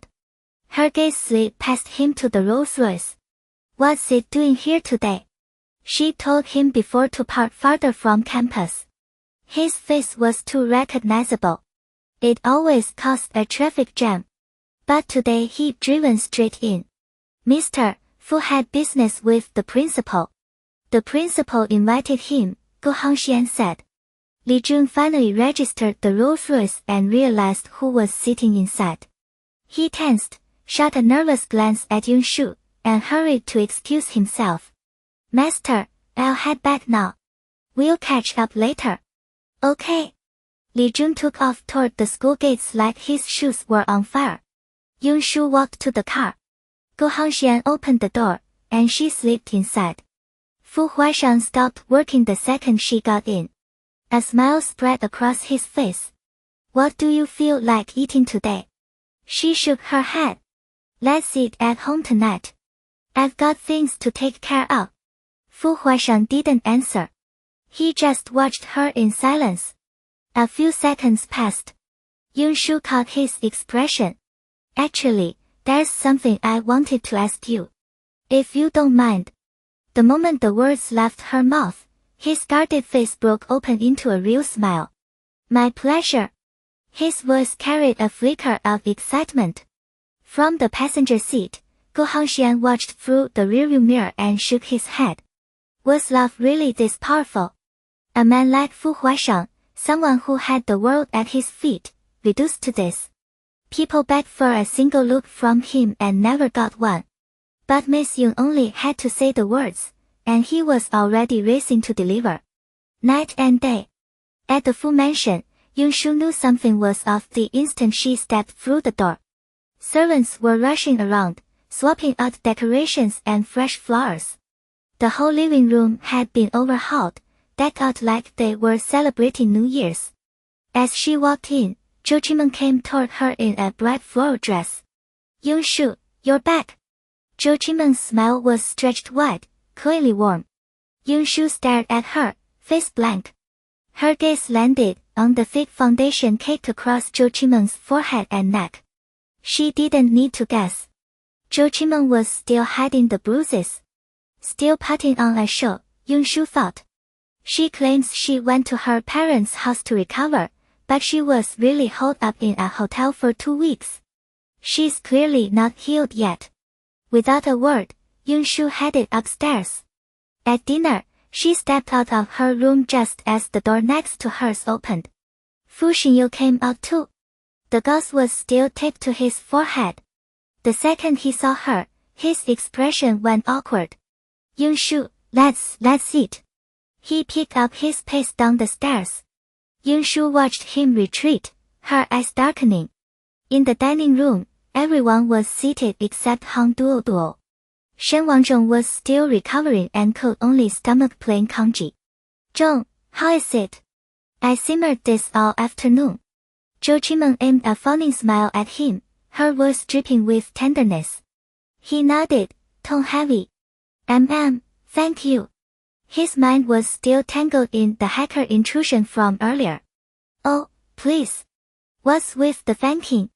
We've been married all this time. I was gone 2 weeks at my parents', and you're already so distant. So mean. Zhou Qimeng's voice dropped into a simpering whine. Clatter. Yongshu let her spoon drop onto the table without warning. The sound rang sharp through the quiet dining room. Zhou Qimeng flinched. Her smile froze. Shen Wangzhong looked up at Yongshu. He didn't speak, just glanced at her before returning to his congee.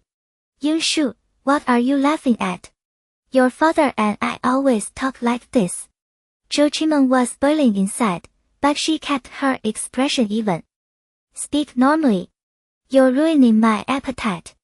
The cold voice cut right through Zhou Qimeng's act. Her face hardened. She dropped the syrupy tone. You. Yongshu lifted her head and met her gaze. What about me? Seeing what flickered in the girl's eyes, Zhou Qimeng swallowed her words. She looked to Shen Wangzhong, waiting for him to step in. He acted like he hadn't heard a thing and kept sipping his congee. Then she felt a tug at her sleeve. She turned. Her son, Fu Zhiheng. For a split second, she felt a wave of relief. Then he opened his mouth. Mother, don't talk while eating. Unbelievable. What was happening? Shen Wangzhong she could almost understand. His attitude toward Yongshu had already shifted before she left. But Fu Zhiheng, her own son, now he was siding with them too. Could anyone tell her what had gone down in the past 2 weeks? Choking down the urge to explode, Zhou Qimeng stood up. Enjoy your meal. I'm not feeling well. I'll be in my room. She walked out. She moved deliberately slowly, waiting. In the past, this always worked. Shen Wangzhong would come after her, hovering with concern. So she waited. But no matter how slow she walked, the hallway only stretched so far. She reached the second floor. Silence behind her. Zhou Qimeng bit her lip hard and hurried into the bedroom. Back in the dining room, no one reacted to her exit. The 3 of them ate in quiet peace. Shen Wangzhong was too distracted to notice. Yongshu. The fact that she wasn't stirring up trouble was already generous. Fu Zhiheng was used to it by now. His mother threw fits like this all the time. A shopping trip tomorrow, and everything would reset. So Zhou Qimeng had waited for nothing. Midnight. Han Duoduo finally crept back into the house. If the servants hadn't tipped her off that Zhou Qimeng was home, she'd have stayed at the hotel. The living room was pitch black. Zhou Qimeng didn't bother with the lights. She planned to sleep upstairs under cover of darkness and pretend this night never happened. The moment her foot touched the first step, the entire room exploded with light. She spun around. Yangju sat bolt upright on the sofa, arms crossed, eyes blazing with fury. Mother! You're back! Zhou Qimeng forced a smile and rushed toward her, fighting to keep her voice steady. She never got close enough to touch her. A slap cracked through the air. The sound was sharp and brutal in the silence. Zhou Qimeng stumbled sideways, hand flying to her burning cheek. She stared at Yangzhu, stunned. Tears flooded her eyes. Mother, what was that for? Yangzhu rose, slow and deliberate, each step packed with fresh anger. The disappointment carved into her face was the bitterness of ruined expectations. For what? Yangzhu's voice spiked. I raised you from the cradle. What have I told you your whole life? A woman has to have self-respect. That is how you get anywhere in this world. She was unraveling now, finger jabbing inches from Zhou Qimeng's nose. And you? How long have you even known that man? And you went to a hotel with him. You're throwing yourself away. Do you understand that? Yangzhu had never imagined her obedient, well-behaved daughter could act so recklessly the moment she was out of sight. She'd done some digging. Zhou Qimeng had been staying out all night.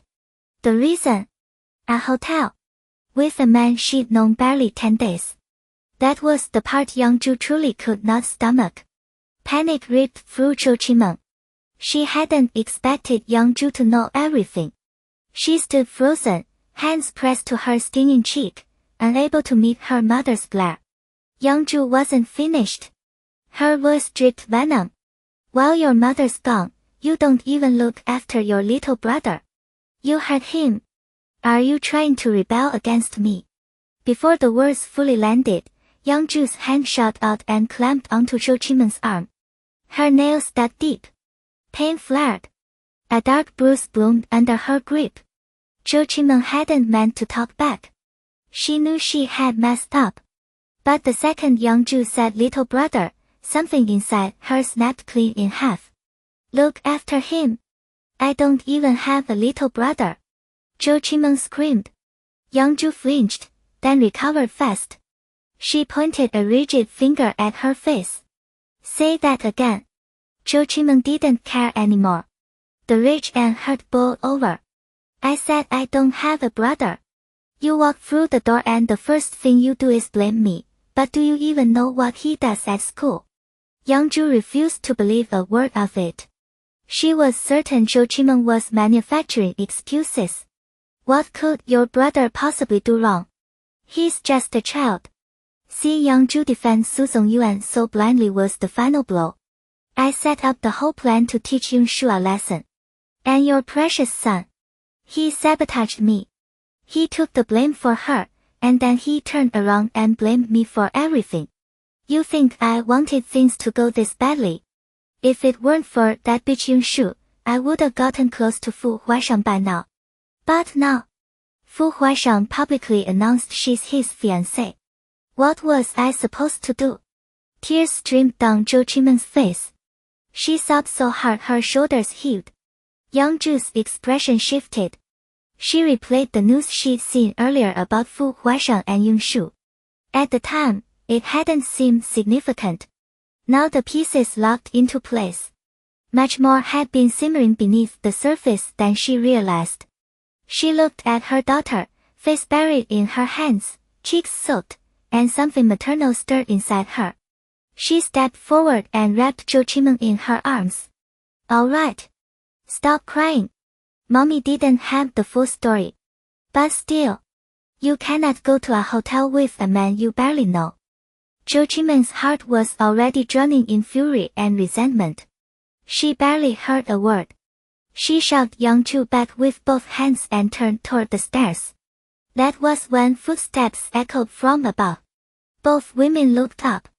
Yunshu was making her way down, an empty glass in her hand. She looked like she'd just woken up. She had obviously heard every word. But her expression suggested she hadn't noticed either of them. She walked right past Zhou Qimeng and Yangzhu as if they were invisible. Yunshu, don't you get too cocky. The Fu family's standards aren't low. And nobody like you doesn't deserve to marry in. Zhou Qimeng screamed at her retreating back. Yun-shu didn't even glance over her shoulder. She kept walking toward the dining room at the same unhurried pace. Yang-ju saw the situation spiraling. She rushed forward and grabbed Zhou Qimen's arm. Stop it right now. Go to your room. No. I'm not finished. Zhou Qimen wrenched free and kept screaming. So what if you hurt me? I'm going to destroy you. If this time didn't work, there will be a next time. I swear I'll make you pay. I'll make you wish you'd never gone near Fu Huaisheng. You worthless, scheming little tramp. Ow. A sharp crack cut her off. A glass shattered at her feet. Shards scattered across the floor. Yun-shu had turned around. Her eyes were frozen lakes, settling on Zhou Qimen with a weight that made the air feel thin. Her voice came out ice cold. I just woke up, and I'm in a terrible mood. I'm not interested in a fight. But if you say one more word, I promise you'll never speak again. The words swept through the living room like a winter wind. The chill burrowed deep, wrapping around Zhou Qimen like a net she could not escape, tightening until she could barely breathe. In the parallel world, people like her would have been dead 1,000 times over by now. Li Man knew Su Xinyue wasn't bluffing. She didn't dare waste a second, grabbing Su Nianru by the arm and hauling her back to her room. By midnight, the hospital corridor finally settled into an uneasy quiet. The hallway was empty except for the occasional soft squeak of a nurse's shoes. Just as exhaustion pulled everyone toward sleep, something shifted. The three people who'd been sprawled in the hallway simply vanished. On a barren stretch of land far outside the city, their broken bodies were crammed into burlap sacks and dumped onto the freezing earth like trash. Who are you? What do you want? A panicked voice shrieked from inside one sack. We can talk about this. Just let us go. Another pleaded, voice shaking.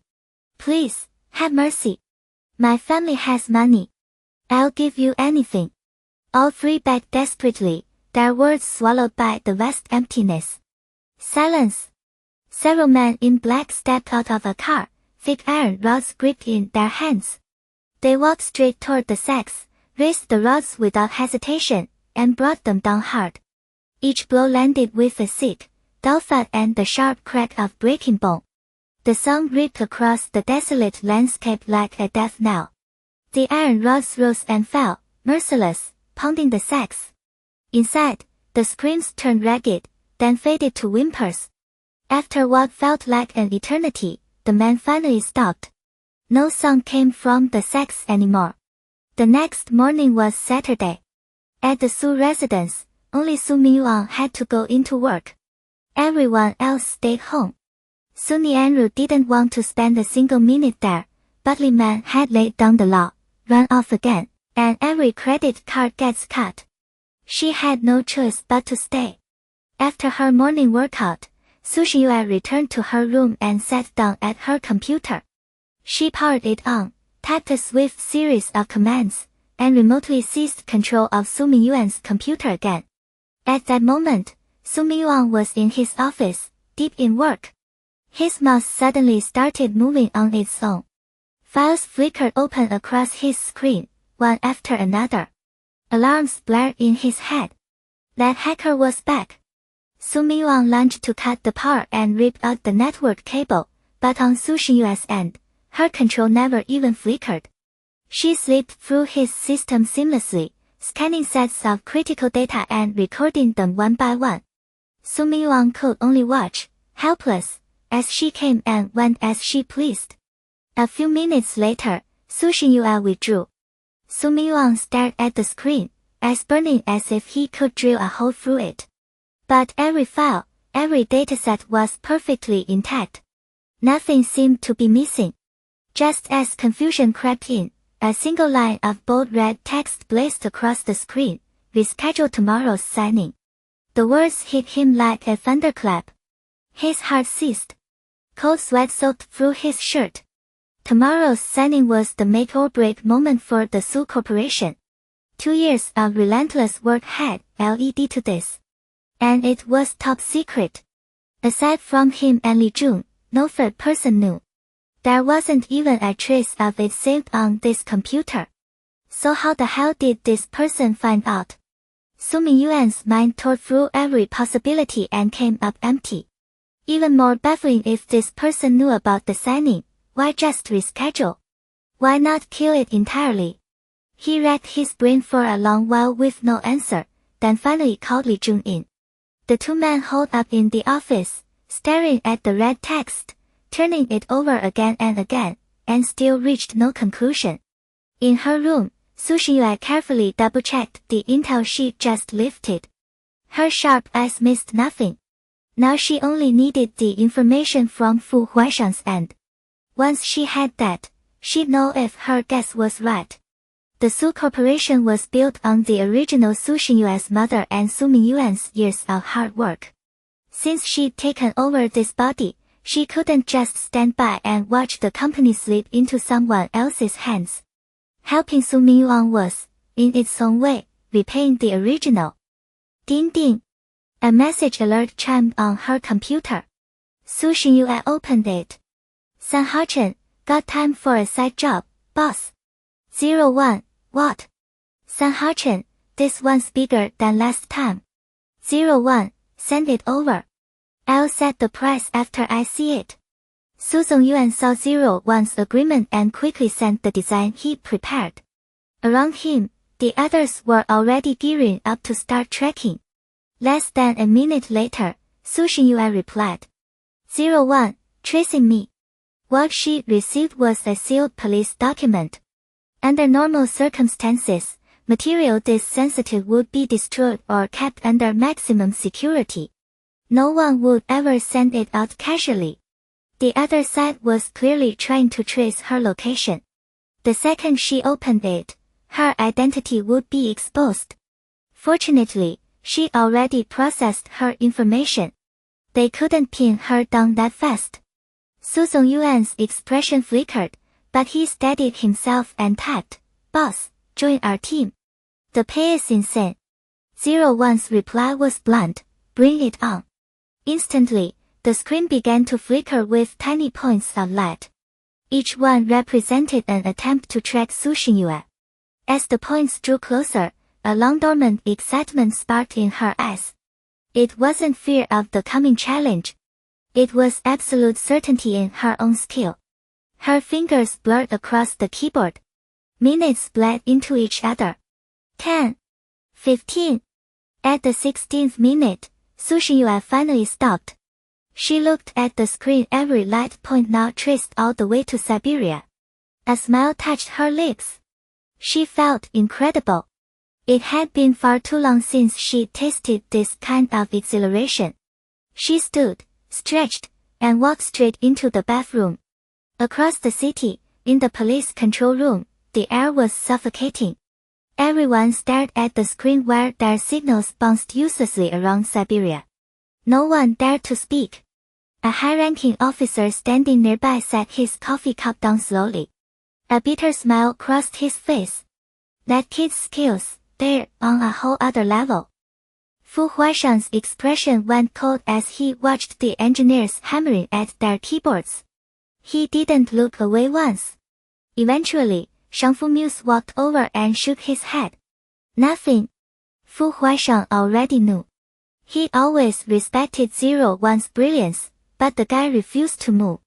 Someone with that kind of unlimited potential, Fu Huaishang couldn't make himself give up on him. Not this fast. Still, 01 had shut him down so flatly that it actually stung. His mouth pressed into a hard line. After a long silence, he turned and walked slowly out of the back office. His phone buzzed in his pocket. He pulled it out and answered. Old Fu, Brother Chen's getting together this afternoon with his wife. Make sure you're there. Okay. Fu Huaishang's voice came out rough. Gu Hangxian caught it right away. What's wrong? Fu Huaishang cleared his throat. Nothing. Just had a cigarette. All right. See you there. The call ended. Study, 3rd floor. Shen Yishuang had just finished a call arranging to pick up Yunshu when Li Jun knocked and stepped inside, looking rushed. Boss, the hospital just reported that the 3 students Miss Yun-shu beat up disappeared at dawn. I pulled the footage, somebody tampered with it. Shenqing just got in touch. They found the 3 on the edge of town. No signs of life. Shan Yishuang's brow furrowed slightly. His lips parted. Investigate. If it ties back to Yun-shu, clean it up. Li Jun nodded and laughed. Those 3 had tried to humiliate Yun-shu. Even if she was responsible, Shan Yishuang didn't see a problem. If anything, he'd handle any loose ends for her himself. At the Su residence, in the bedroom, Yangzhu was on the phone, her voice low and anxious. The signing's tomorrow. You need to make this perfect. San Hachen's voice was brimming with confidence. Relax. Everything's in place. The timing's locked. Good. The minute the signing wraps up tomorrow, you disappear like we planned. I'll join you in a few days. Yangzhu's nerves were shot. This scheme had taken years to put together. Yeah. I've packed everything. Hearing movement downstairs, Yangzhu cut the call short. Okay, I have to go. We'll talk later. She hung up and hurried down the stairs. It was Su Zongyuan. But it was only 3 in the afternoon. Why was he home this early? Suspicion clawed at her, but she put on a smile and walked over. Yuan, what brings you home so early today? Su Zongyuan wasn't exactly a great father, but he was a capable manager. Since founding Su Corporation, he almost never left work early. Even on holidays, he frequently worked from home. So seeing him now made no sense. He tucked off his tie, exhaustion heavy in his face. Just drained. Thought I'd come home and rest. He headed for the stairs. Yangzhu took his jacket dutifully. Go lie down, then. Get some rest. Inside, she was thinking, just don't let this old man get sick right at the critical moment tomorrow. After that, who cares if he lives or dies? That afternoon, Shan Yishuang arrived to pick up Yun-shu. Yangzhu spotted the Rolls-Royce parked at the gate and perked right up. She smoothed her clothes and practically bounced toward the door. But before she could get anywhere near the car, the bodyguards blocked her. Oh, is that Master Shen in the car?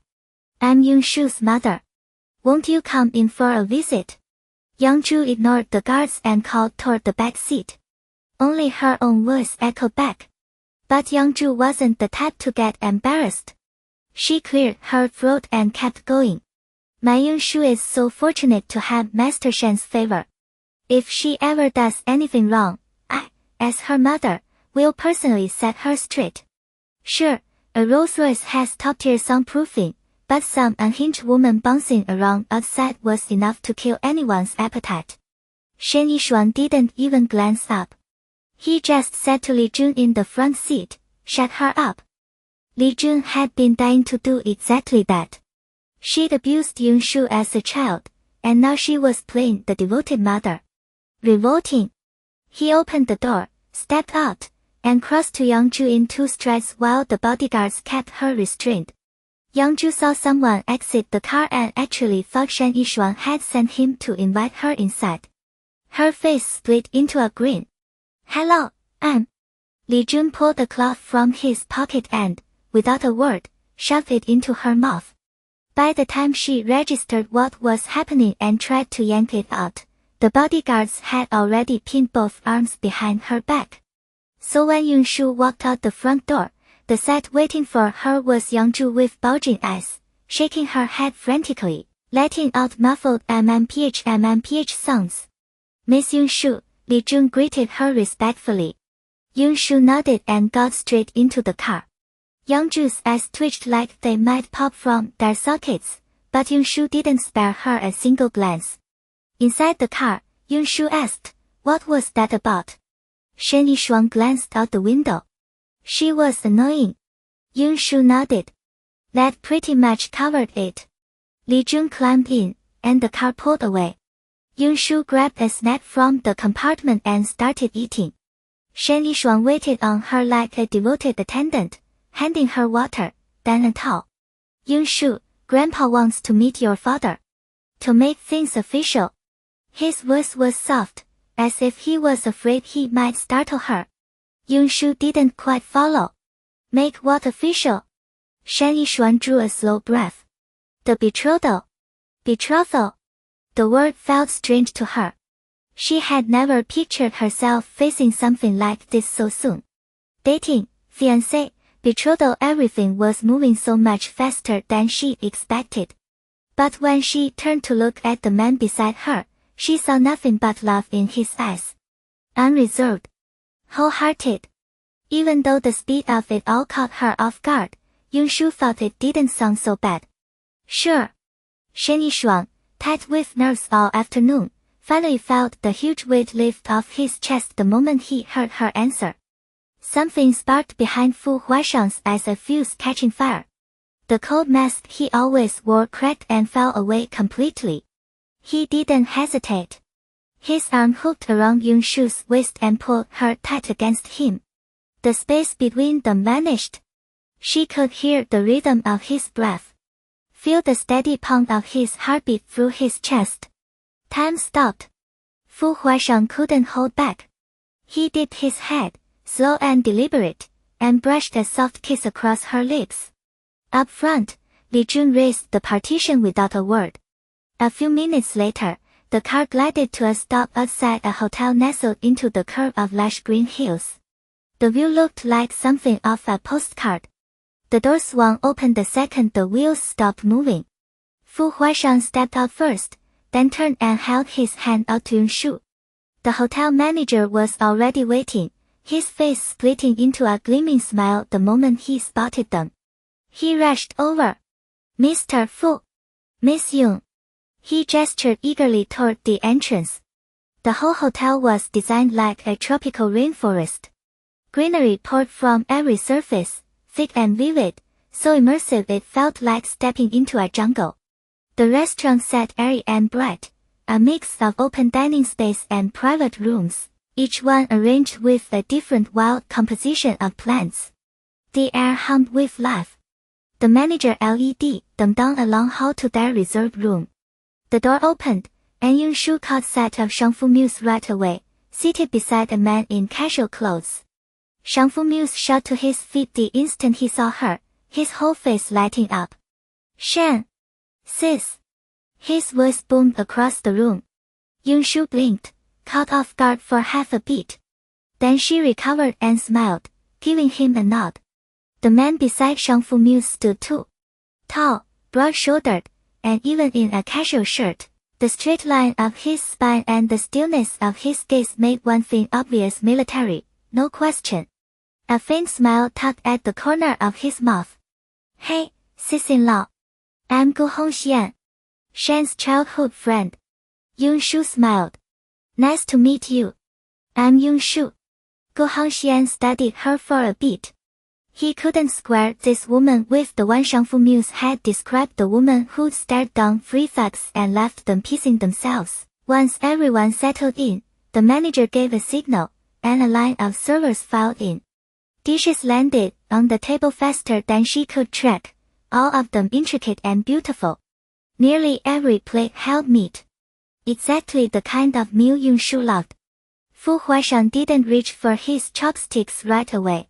He ladled a bowl of ginseng soup and placed it gently beside her plate. Shu, drink your soup first. Okay. She lifted her spoon and took a sip. That was good. Shangfu Muse and Gu Hongxian just stared, completely thrown. They traded a glance, both wearing the same expression of stunned disbelief. Then, in perfect sync, they turned those stares onto Yunshu. Who the hell was this woman? To make Fu Huaishang behave like that. Shangfu Muse had heard from Li Jun that Fu Huaishang doted on her. But in his mind, that meant buying her things, bags, jewelry, the usual. Watching it up close, though, this wasn't simple doting.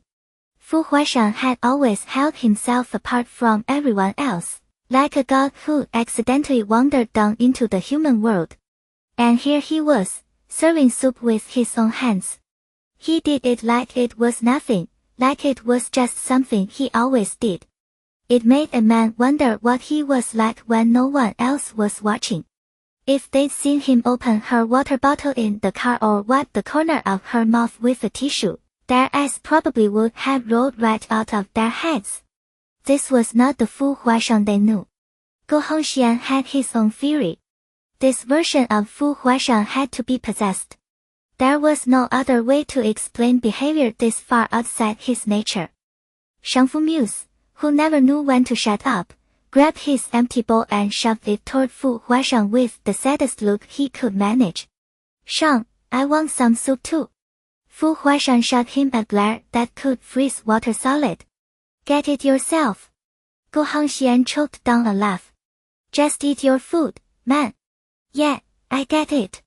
Shangfu Muse put on a broken-hearted face. Now that Shang has a wife, the rest of us don't exist anymore. Eat or leave. Fu Huaisheng's voice was a blade.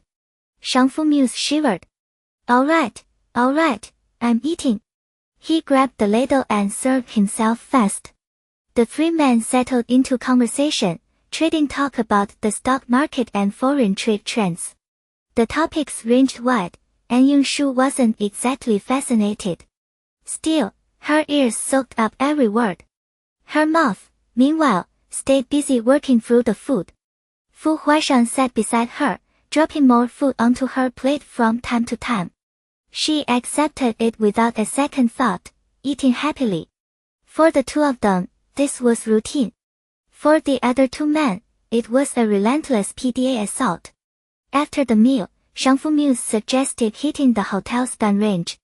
Gu Hongxian was all in. Fu Huaisheng turned to Yunshu.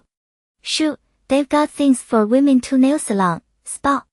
I can go with you if you want. She shook her head. No, I'll come with you. Manicures and massages had nothing on firearms. This hotel didn't just offer fine dining. It packed in every kind of entertainment money could buy, all of it top shelf. For men like them, guns were practically an addiction. When these three got together, aside from the occasional drink, a gun range was always where they ended up. The manager led them down to the basement level. The moment Yunshu stepped into the range, she knew this wasn't some casual game room. One look at the weapons lined up neatly on the wall told her they were the real thing. And the staff standing beneath them were all retired senior soldiers. Shangfu Muse had rented out the entire floor. It was just the four of them, plus a handful of staff,